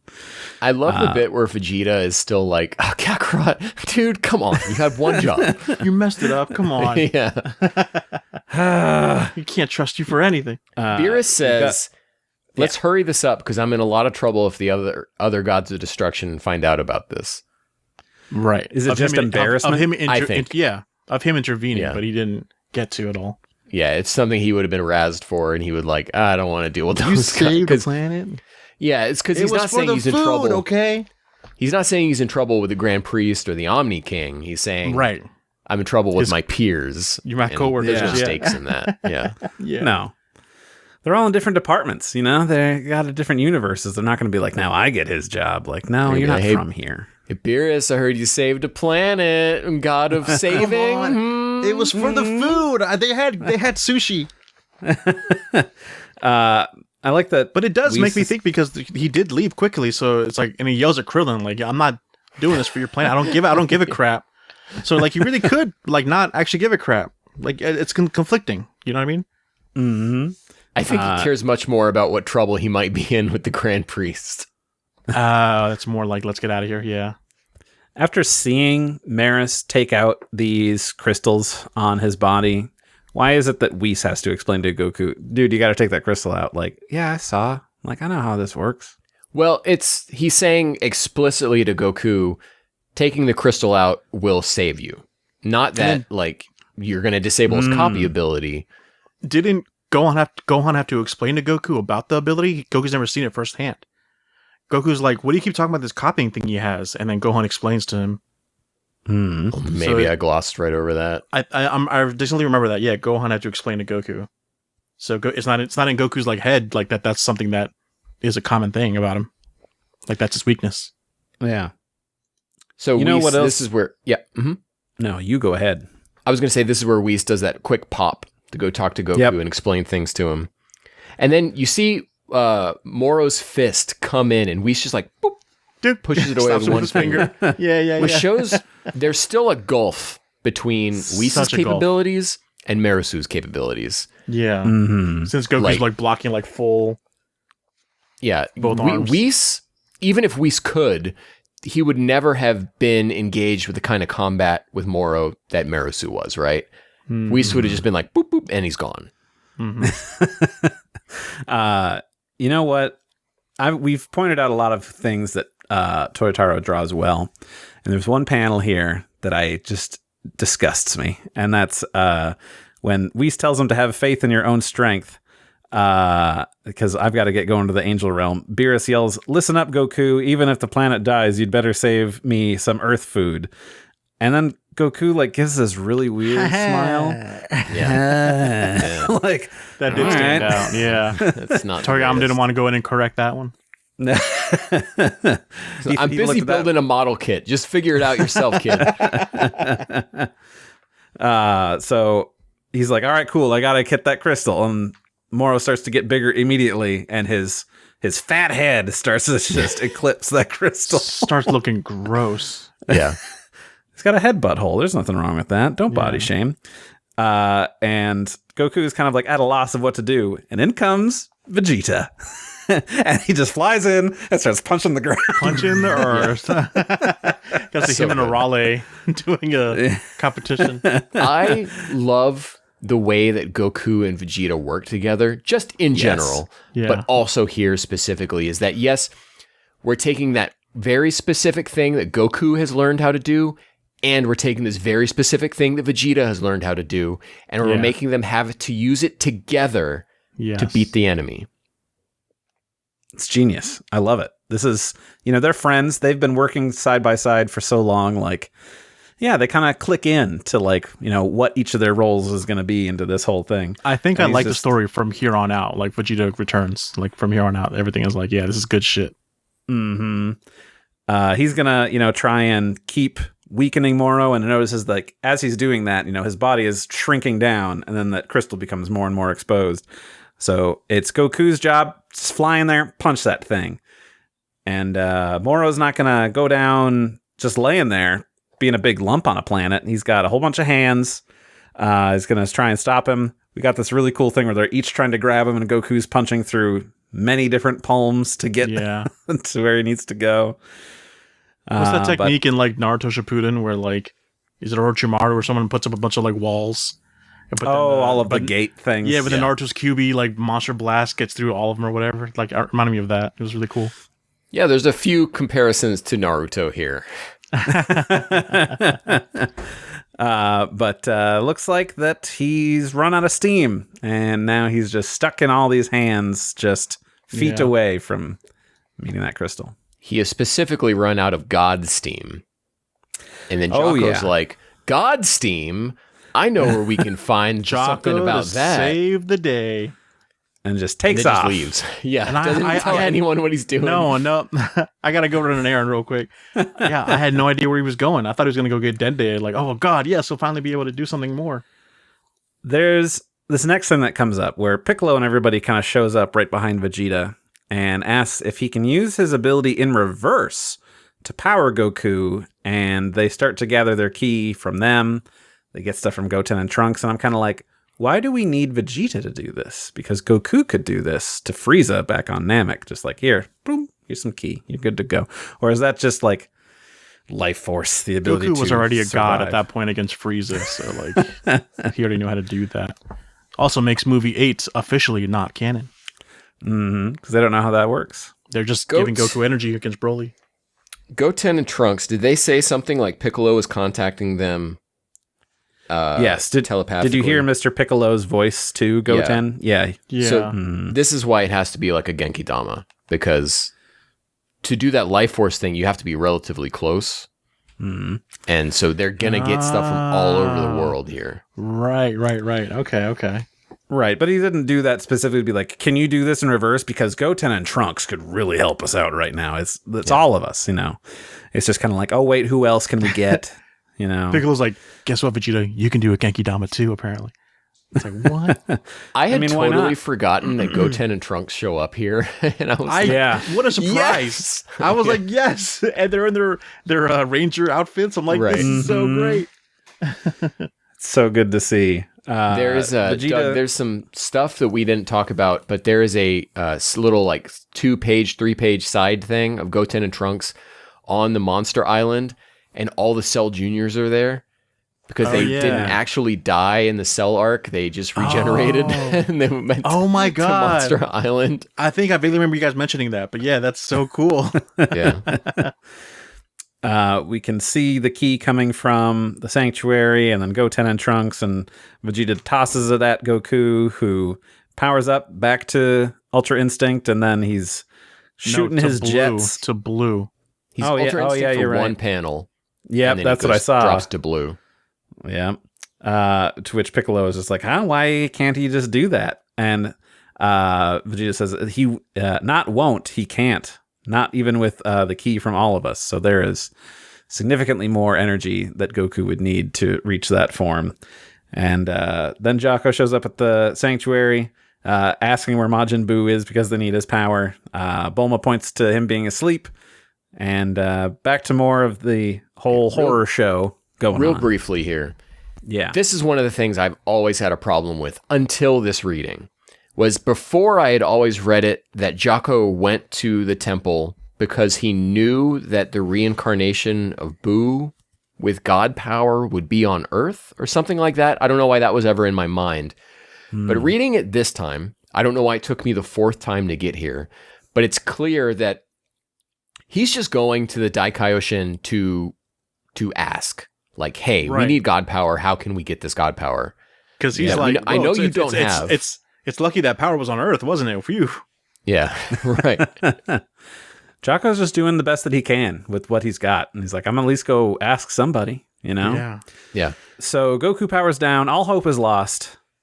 They're not going to be able to do any of this. And all of a sudden, I like that it's Chaozu, who just like, just turns around and looks. Gigantic ball of ki there. So that God ki. Only Goku can feel it. Only Goku can feel it. Everyone else has to visually see it. There's a quick distinction. Goku says, I feel divine strength. Oh, yeah. But then Chaozu and everyone, it sneaks up on them. They have to look and see it because they can't feel it. Oh, yeah. That's right. Yeah, interesting. Which would also help explain why no one realizes how strong Oob is at the 28th Tenkaichi Budokai. Holy shit. Gosh. But then do they feel Kid Boo's power back in DBZ proper? Just this really great reveal of, Vegeta standing in front of this mammoth ball of energy and, notes that it's a ridiculous amount and has no idea who sent this. Who sent this? Cut to... Blows my goddamn mind. What? I totally forgot that we get to see this character in here. I might have remember back in the day when it first got announced, one of these things you can't not get spoiled for you. But then, dang, right there, boom, Oob's beautiful face, front and center, with his hand up. Like, what's happening? What am I doing? It's such a great reveal, too, that even when you know it's coming, you flip to the next page, and it's just like half the page, boom, is Oob with his hand up. Oh, it's so good. It is beautiful. So then we get the explanation. I'm like, hey, remember that whole thing where the, Lord of Lords fought Moro, but then didn't have his god power, so he couldn't actually do that sealing technique and all this stuff because that, went away with the other Boo. Well, then we get the explanation. I'm like, don't worry. We remember this dude gets reincarnated. And that's how this whole thing worked. And it's what a lucky break.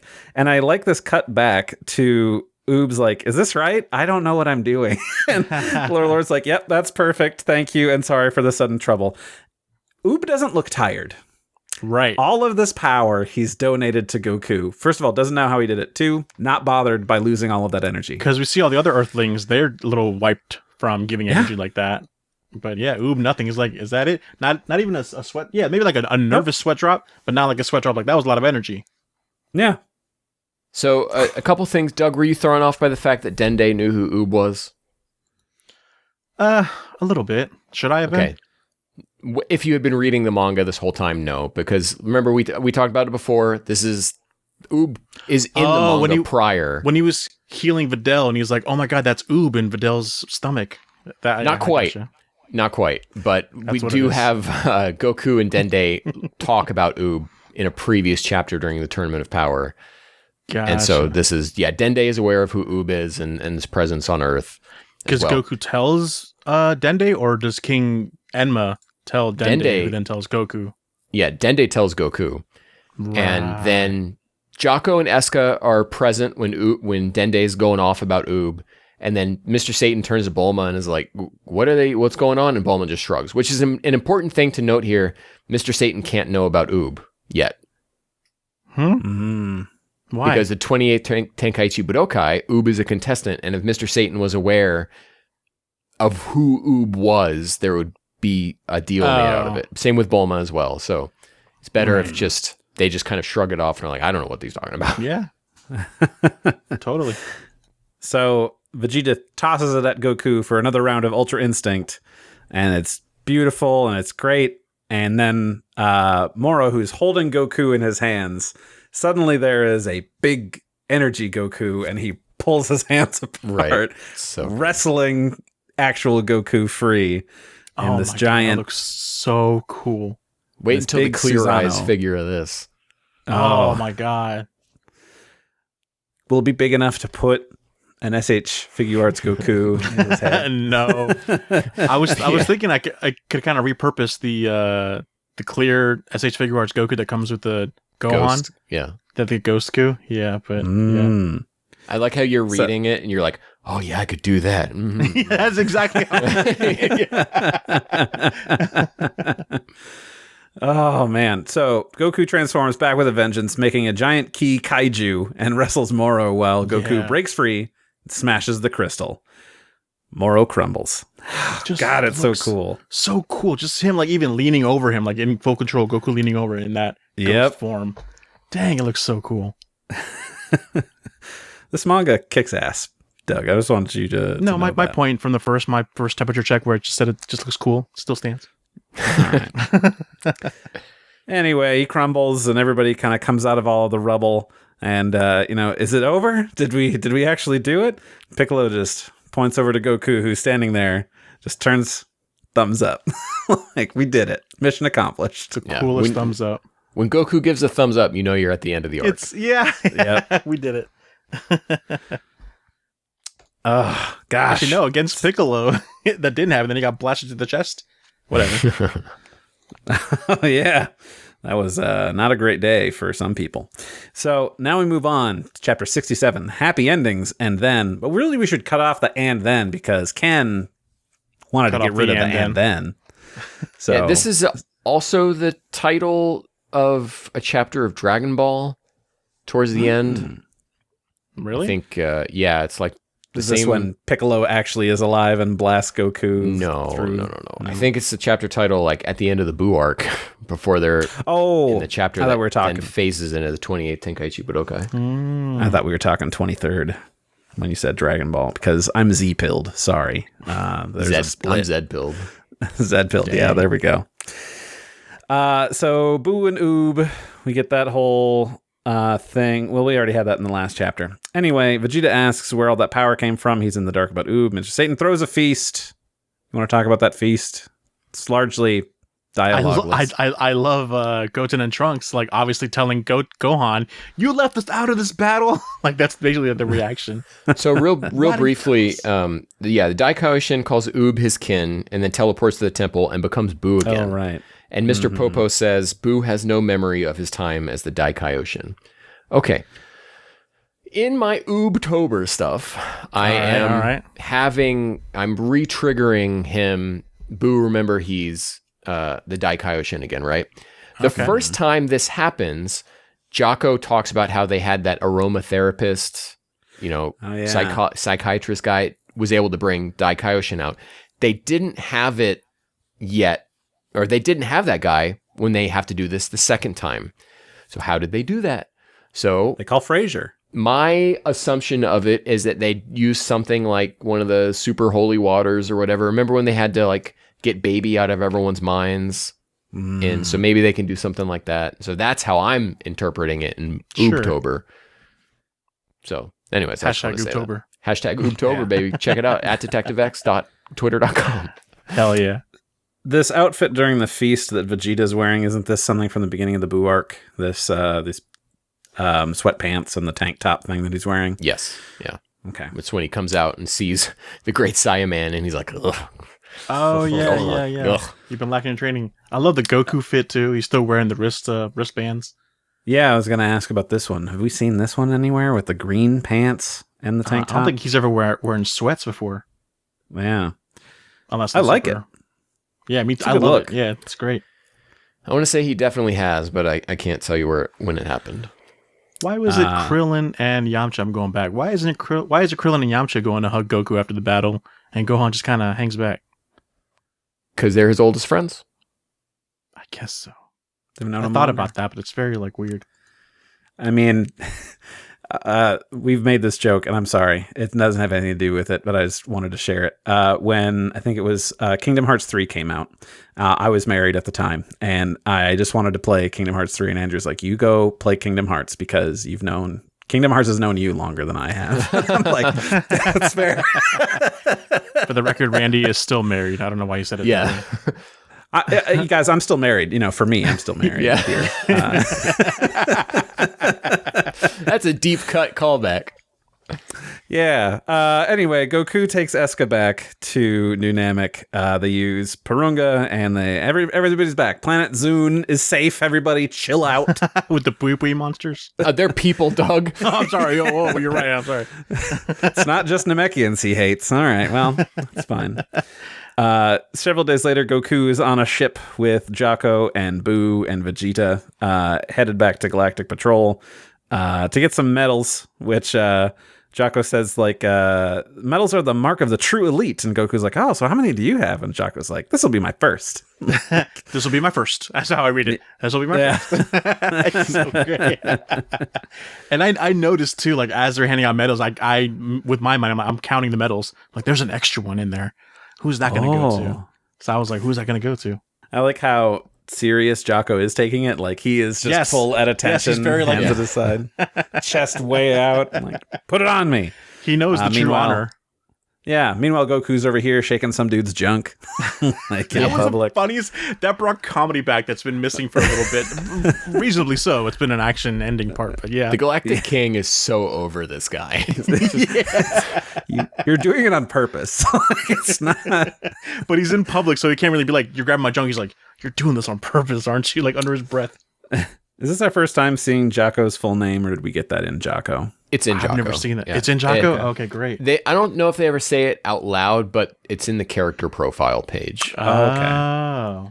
And then why is Mirish's name equally as long, his last name? Is there a pun on something that I'm missing? Well, yeah, I don't know, because Maris now known. There is a pun. I couldn't tell you what it is. So if that's a Zenpai question. Oh, Zenpai's finally got something on us if he does. Yeah. I love how Majin Buu it doesn't know why the flip he's there. He's just shooting the metal Yeah. Even in the picture, he's just I don't know why I'm here. It's so great. And I guess Maris is running late because he has to filter in through the crowd. It's for dramatic effect, I know. Yeah. But he's here, and they're all kind of shocked. Like, I thought you died. And says, yes, I did cease to exist. As an angel, that is. Like, oh, okay, we've got a fun little... I don't like that. He should have stayed dead. There's no permanence in this series anymore, ever. It's just, I don't know. Well, Takes he's not an angel anymore. So Right. I mean, I kind of get that. It kind of shows that there's some forgiveness and benevolence to the Grand Priest, whereas before it was very like, yeah, I'm gonna murder whole universes. I'm a good guy. Like, I'm in charge here. Like, ooh, yikes. That is what it kind of seems. So, yeah. But I guess if it's one of his kind, he's like, well, we can bend the rules a bit, I suppose. I'm not gonna make you immortal anymore, but yeah, you can live. Yeah. But somebody has to pay the price. Oh yeah. Beerus and Whis need to watch over the Zeno while the guards are on break, and Beerus is now a horse that needs to be ridden, as Beerus by Zeno and jockeys. Kaioshin-sama. You know what I think is interesting? We haven't had the Kaioshin interact with the Dai Kaioshin yet. Oh, that's true. He'd be like, oh my God, you're still alive? Yeah, Check I have out- so many things to thank you for. Maybe that Oobtober. On Oobtober? Yes. I don't know. I don't know yet. At Detective X. Is that right? Yes. Hell yeah. The pure joy in Doug's eyes, if you were just listening, hearing like, oh, it's going to be an Oobtober. It's all he's wanted. That's pure. It's so great. I always forget that Kaioshin and Beerus have this connection. It seems really weird, but sure. Yeah. Toyotaro remembers. Yeah. I hope that character will be redeemed in Daima. Like, I'm kind of excited to see him back. Maybe get another kind of character. Beerus? I have bad news for you. No. No. Kaioshin. I mean, yeah, he's a little baby boy with the rest of Beerus isn't going to be in Daima? Don't tell me. What? I don't know. I don't know what Daima's going to be about. I'm excited. I don't know, but I don't think so. Okay. Well, the listeners will know by now. I need to get a panel of this framed, and it is Beerus on the floor getting his eyelids peeled back. Yeah. That's so anime. It's so funny. Toyotaro has his faults, but I think he draws Beerus better than anyone else. Yeah. Yeah. He does a good job, and he always looks like a cat versus sometimes looking like a dog. Like some Scooby-Doo episode. Super, yeah. Oh my God. Whis is, just watching and enjoying seeing the party going on down at Galactic Patrol headquarters. I really wish it wasn't tilted. We could get a full frame of this photo of all of them there. I mean, granted, like very little is cropped out, and that can be fixed by enterprising artists. Ken's pretty good at doing that for like the thumbnails. And Busy with stuff. Oobtober, sorry. Yeah, sorry. Yeah. I'll figure it out. Similar with like Gohan's wedding. Like they show the shot of like Piccolo in there and everything, but it's like tilted or someone's thumb's in the way. It's like, no, give us a clean shot of that picture. I want that picture. Right. And with that, Goku and his friends' time in the Galactic Patrol was over. Doug, is this the best arc of Super? I've only read this arc of Super. I mean, just including what you've seen in the anime. Absolutely, yes. Like I wouldn't even. I think the Goku Black arc was very like convoluted. So this felt very concise with the story, beginning, middle, end. Yes, it was very enjoyable. I liked it. It's very like maybe my hypes were giving leeway to too much excitement near the end, where I thought more cool stuff would happen, but I kept getting disappointed. Yeah. I mean, really, at least it looked cool. And now I see why so many people want to see this animated in anime form. But no, at the same time, it was plenty serviceable as a manga itself. So if you have the means, I would definitely recommend it. So you're glad you read Dragon Ball Super? I am glad I read it. You can count me as a Toyotaro fan, baby. Yeah, you're now allowed to own that figure. He holds up the Toyotaro Goku figure arts. It's I can finally unseal it. I can open it live on camera. No. All right, let's do a quick timeline corner here. I'm just gonna like rapid fire. We're gonna go through the whole arc real quick, and it's not Randy's eyes bugged out of his head. It's not gonna be that bad. Day 1, Marisu kidnaps Boo. Day 5, so this is day 1, beginning of the arc, Doug. We're not going all the way back to the beginning of the universe. Thank you. I needed to hear that. Day 5, Moro defeats Goku and Vegeta on New Namek. Day 8, Moro defeats everyone again on New Namek, and his goons show up. Day 15, Vegeta arrives on Yardrat. It was going to take 1 week between New Namek and Yardrat to get there. Day 19, Goku begins training with Marisu. Jocko and Eska leave Galactic Patrol HQ quarters. HQ quarters. We've been recording a long time. This is weird that Goku and Marisu don't start training immediately, but the narration does describe that it is a few days later. Day 23, Jocko and Eska arrive on Earth. The first fight happens against 7-3. And then day 84, Moro and his goons arrive on Earth and are defeated. So wow, all within a day. Dang. Yeah. It's like Frieza, Ginyu Force and Frieza is all one day. Yeah. Mm-hmm. Yeah, even Boo happens within 3 days? Yeah, that one's super condensed. It's crazy. Minus the setup early on, but yeah. Yeah. I mean, also the same thing for Namek. There's a whole time of Vegeta going around doing stuff, but yeah. Doug, what are your predictions? Going forward? Predictions. So you know a little bit about Granola. I know his name. I know there's a purple thing. Yeah, Ultra Ego's coming. Ultra Ego. So what happens in the next arc? Yeah. So there's gonna be this magical deer that appears, and he wants to rule the world. Just the world. Not even the universe, just the world. And then, but he needs to become younger. So he seeks out the Dragon Balls and then gets locked himself in the dead zone, but then brings everyone else as well into the dead zone with him. Now they're all fighting Garlic Jr. Garlic Jr. reappears. He's the new king of the universe because he escapes and no one else does. I don't know how you got it all so right. Dead on. Yeah. What can I say? Impressive. I read the figure lineups and I'm like, oh, that's coming out soon. That's got to be part of the story. Yeah, all of those Dragon Ball Super manga figures that are pumping out nonstop. All right. Well, we've been talking for, almost 2 hours. We need to take a break, and we've got more stuff coming up. So stay tuned. There's more coming your way. Hello, and welcome back to more We Got a Podcast, except for it's more about what you guys had to say rather than us, because Ken is a super cool dude. He put up the call.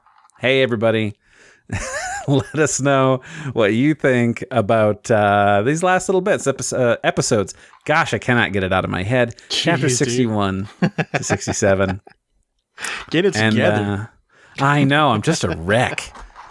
So, first up, we got Cage. Says, Goku piloting a ghost mech of himself is still the sickest thing of all time. The Oob cameo also made me very emotional the first time I read it. Such an amazing ending to an amazing arc. Toyotaro really knocked it out of the park with this one. Dude, I cannot agree more. It's so good.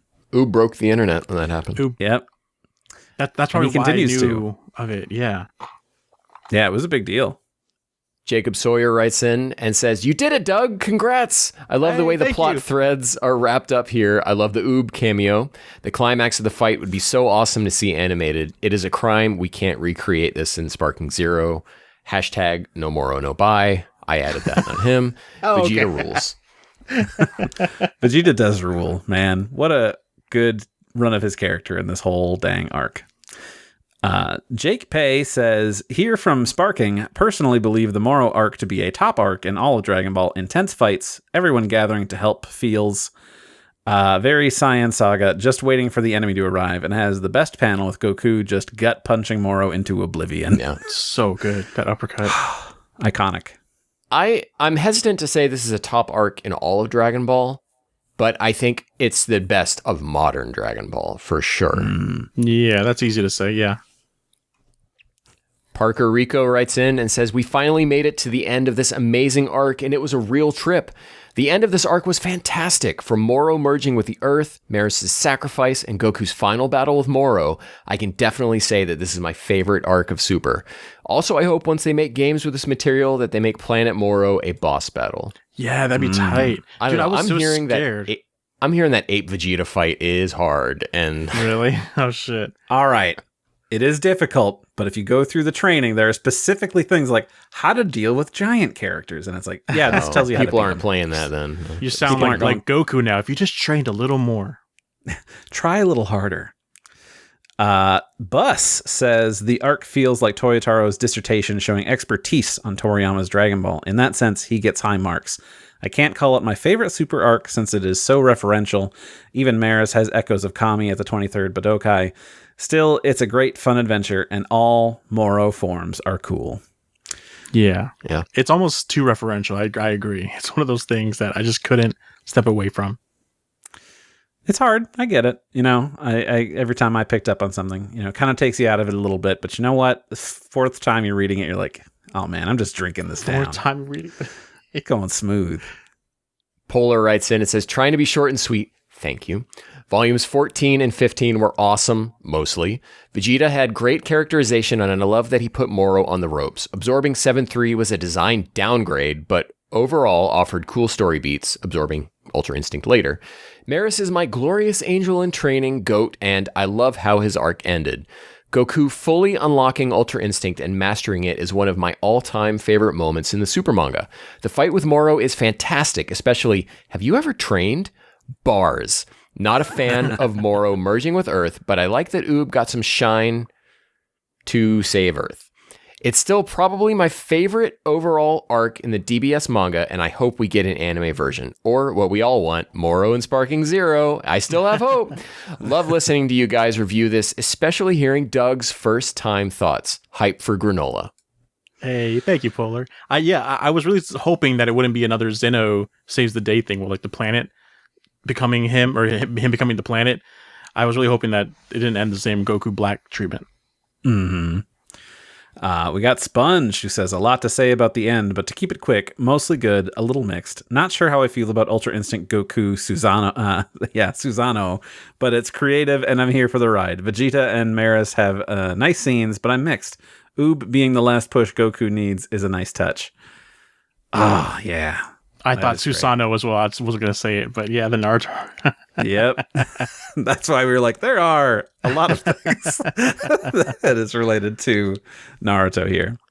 Pika Fan writes in, showing incredible restraint here. Thank you, Pika Fan. And says, the escalation of power is believable, creative, and entertaining when Moro gains his 7-3 form and his angel form. The only hope was Goku, and he's likely dead.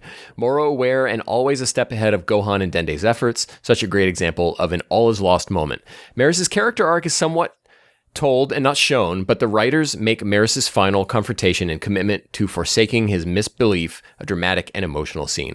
Goku's push to have the power to beat Moro is artificially connected to Maris' own arc. In plot structure, the push that this scene tries to tell is when a character overcomes their misbelief, they will awaken a power to stop the plot's conflict.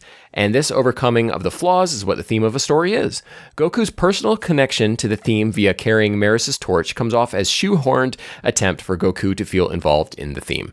Moro's lack of personal connections to relevant characters or any substance as one appears when his dialogue is generic and lacks any subtext. The theme of following your heart, not the law, is forgotten in the third act. At least it should have been one of the keys to end the conflict.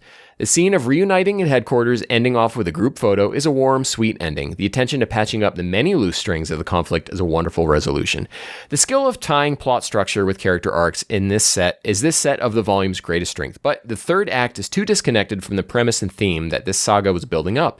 Fortunately, the resolution at GP headquarters wraps this saga wonderfully, and the restraint in order for the plot to slow down to wrap up the many loose ends is deserving of praise. That was a lot. I think I agree. There was a lot there, but Yeah. I think I agree with a lot of that. It's like I critique. told Pika Fan that was all acceptable because I knew I could read through it fast. So You nailed it. You both nailed it. And I gotta say, I love your insight into all of these things vis-a-vis themes and character arcs. Yes, I think Pika Fan is saying what I've been trying to say about like how Goku's like morals or whatever, like they don't really line up. It's just forgotten after a certain while. Yeah, things just don't add up. We just went with the rule of cool. Like, what if he just had big energy Goku, and also Oob is there? Like, I'm okay with that. But yeah, I mean, things could have been a little more tied together. So Pika fan, thank you so much. I really love that. And I look forward to your giant white paper on all of the themes and, the character interactions we have in Dragon Ball Super. I mean that. I'm not joking. I would love to read a book. So do that. Ryan Strumpfler says, it's hard to overstate how much fun reading Moro was. Each chapter in real time felt so authentically Dragon Ball. Toyotaro's art is so good here. Ultra Instinct feels unique and lends itself to some legendary panels. Even with its flaws, Moro manages to give me hope for Dragon Ball's future. Gosh, that's good. Yeah. With this, I'm eager to read more Super. GGF writes in the same Doug situation here. A better batch of chapters than the last time, but they showcase my biggest problem with this arc. The fight against Moro goes on too damn long. Could have cut Ultra Instinct Moro and didn't need to spend all of 62 just beating everyone up. The arc did stick the landing, but a part of me was just happy to see him go down. The best stuff in these chapters / arc was the character writing. Loved the little conversations between Vegeta and Moro, Goku and Piccolo, and Goku and Jaco. I'd say it's my second favorite Super arc, but probably the best written. It has a really strong first half, starts to drag in the second half, but has a really solid finale. Also, why did Moro's design have to be so boring? I missed my hunched over old goat man. Thanks for the push I needed to finally read this. I quite enjoyed it. Looking forward to your coverage of Daima. I am too. Yeah. I'm looking forward to doing more. And thank you again for reading along with us. I'm glad we got you there. That was awesome. And depending on how Granola goes, I'm glad you read it / I'm sorry. We'll see. I don't want to wait too long before we do Granola stuff, because I know we've got Daima coming up. We want to cover that, but, Doug is kind of a goldfish, so I'm worried that he won't remember anything that happened in... Ouch! That's the worst burn I've ever heard on this podcast. What did he say? I forget. Well, Packet says, I love Vegeta's new technique, and it feels like it's primed to come back in a later arc. I love Moro absorbing Earth, wish the melodrama of it was played up more. Will Goku destroy the Earth to defeat him? Not so hot on Big Spirit Goku, still a solid end to a great arc. I thought I thought there was gonna be a little more same, like oh my god, he's the Earth now. What do we do? It's not like, nah, go punch that crystal and you'll be all right. It's like, because Goku it just must felt become very the planet destroyer. It just right. Oh, that's actually pretty clever. It just felt so cheap to have Whis and Beerus there. Like it really took the tension away from everything. Especially like as soon as Beerus is like, yeah, let's go to Earth to get some food. I'm like, all right, stakes are kind of gone. Well, I think I had maybe talked to you a little bit into the idea that Beerus might intervene, and so I think maybe you on a subconscious level had that in your mind. Maybe. No, I just think them at all, like, they always come and intervene in some way, like especially in the in Super Broly, even for like a second, Whis is kind of there to keep him at bay or whatever. Whis is just dodging Broly in that, and then before then, really the only intervention we got was in Resurrection F. Yeah. And again, both of those were Whis. Yeah. Dang angels. Travis writes in and says, I enjoy these last few chapters of the Moro arc. I really love the new techniques that both Goku and Vegeta got. I love that they remembered Nail, who's also a part of Piccolo, not just Kami. As for the Senzu Bean scene with Goku, I remember the community was up in arms over it, saying, Goku didn't learn nothing from Seller Maris' sacrifice. But I interpreted it as Goku basically telling Moro, dude, stop. No matter what you do, you're going to just lose. Just take the L. Take Bean and go back to prison. Overall, an 8.5 out of 10. Out of 10. No, I was thinking about your Adam Sessler thing, and I'm like, did he do an out of 10? Because I'm pretty sure X-Play was a 5 scale, so they would never have gone out of 10. Okay, well, all right, nerd. Damn, Randy. Now that is the harshest burn on this podcast, I guess. For three dudes have a Dragon Ball podcast, one calls another a nerd. I think Adam Sessler actually. Anyway, Yokai Alone says Moro's perfect cell form is a bit underwhelming, but eating 7-3 and going Rilled mode was hardcore. Maris's character arc was pretty sweet to me. I didn't mind that they brought him back at the end. It felt like he'd earned this. Also loved Oob being brought in. At the end of the day, I thought this arc was really cool. Yes, you can think of a lot of it as being Toyotaro just reusing vibes from past arcs, but to me that just gives it this feeling of, doesn't loving these characters feel really good? And it's true, it does feel really good. And I've really enjoyed having an arc that kind of felt like an uncynical love letter to Dragon Ball in that way, while also being its own thing. God trained Moro past could have been the cherry on top, though. Oh yes, God of Destruction trainee Moro could have been the cherry on top. I agree, Ken. It's a good way to go about it, and they should fix it. Nerdy Norwegian writes in, "What's up, Nerdy?" and says, "Was struggling to find out what I really think about the Moro story and DBS as a whole, but I think I've got it now. This is actually more about the medium they used to tell this pretty good story and not the story itself. I love Battle of Gods and I liked Resurrection F. The DBS anime was, in my eyes, the worst Dragon Ball anime until the Tournament of Power, and then it became a fun DBZ tournament arc. The DB manga was a better / more condensed version of a story I struggled to care about, so I enjoyed it more than the anime, but still less than Battle of Gods. Then the manga continued into its own story, and I enjoyed, but wished it was animated, even if I'm not really a big fan of the DBS anime itself. All of this to say that I really wish there was a Moro movie.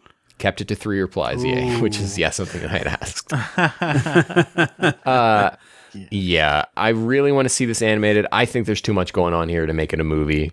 Yeah, a little bit. Even if you try to condense things, it's still, I don't know. It almost needed everything that was in there. It's like I said, when you have Ultra Instinct Goku and Ultra Instinct Moro, you want to let that breathe and probably stretch that out into a full episode, like where you just tell the animators, like, don't worry about house style, just go crazy. Do One Piece this baby, like go crazy, do whatever you want. Did Goku go Ultra Instinct in Tournament of Power in the manga? Yes. Yeah. Not sign he went like full, but he just both, couldn't he couldn't contain it? Like, what's the big deal here that he did it? I should have brought this up like 10 chapters ago, but yeah. Yeah, he holds it the whole time here. He loses it and then goes back into it, remember? Or he doesn't lose here, it, he lets himself out of it here. What happened in the manga before in Tournament of Power? He just kind of like has it for a second and can't get it back? I think it's similar to the anime. Yeah, he just loses it. Oh, okay. Nerdy Norwegian is putting out videos on their YouTube where they are going through their 5 favorite Dragon Ball games. So definitely go check that out. Yeah, go check that out. See if we'll add Sparking Zero to that. Fingers crossed. So comes that time at the end of every episode, Doug. Oh, no. Where we're done talking about the thing we're talking about. Just kidding. Trivia. It would be trivia, but I don't got any for you. Zenpai. Oh, really? I didn't reach out to Zenpai. Zenpai was busy. You're we free. slay the dragon? Thy dragon name is Zenpai? Now, Doug, this means you're going to have to remember everything that happened in these 2 volumes for when we have trivia on it for Granola. No, because Zenpai, I know, maybe. I was going to say Zenpai always makes super questions that of manga I haven't read before. Okay, so thank you, Zenpai. This isn't a dig at you. I love you and appreciate you. Thank you for making real quick. Let's talk about the back covers of this issue. So, volume 14, the back cover is Vegeta and his pal Iriko. Yeah, so buddy. Good. Looking over the destroyed city. Yeah, I'd watch that buddy cop movie. And then the back slip cover is Satan chilling out in a Galactic Patrol outfit in the spaceship. Remember, these aren't in the Viz releases, so you have to get the Japanese Tankobon? The Japanese one, yeah.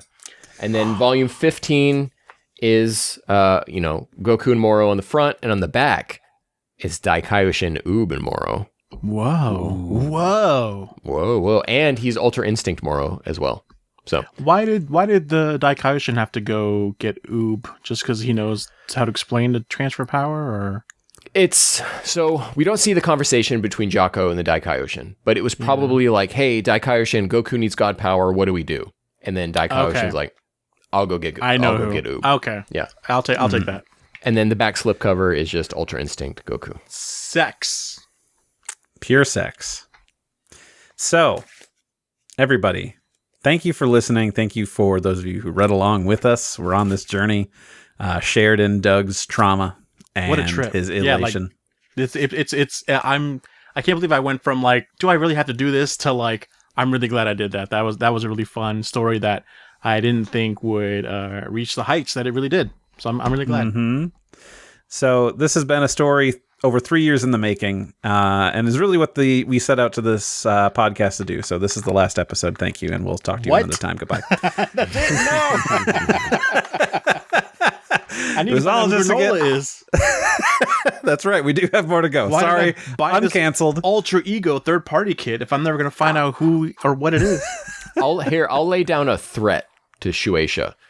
If we make it to the end of the superhero manga arc and the super manga or equivalent regular Toyotaro Dragon Ball manga release is not back, then we end the podcast. Oh my god! You heard it here, Shueisha. You have 2 years. You Get on it. But yeah, seriously, thank you for listening. Thank you for interacting with us, because we love interacting with you and keeping you in the conversation about our favorite franchise in the world. You can post at us at our socials at We Got a Pod, and you can email us at wegottapod@gmail.com. And thank you to Rifti Beats for letting us use his track Kakarot Theme Hip Hop Trap Remix. You can find that great music by Rifti on his SoundCloud. Ken, where can the people find you? I've said it multiple times, but you can find me at #Oobtober on Twitter. Yeah. And Randy? You can get me at Saber_Breaker. And I'm Jabaz Doug. So we're at the end of the story. We're at the end of the arc. We're at the end of the episode. We've been going long. I'm tired. So like, subscribe, tell your friends, playground stuff, moms, etc. And we will catch you Matsunator. Bye. I put this Goku body on here. It's always giving me heart trouble. I need like hot water or something. Because then he's got 2 belts connected to this piece. And then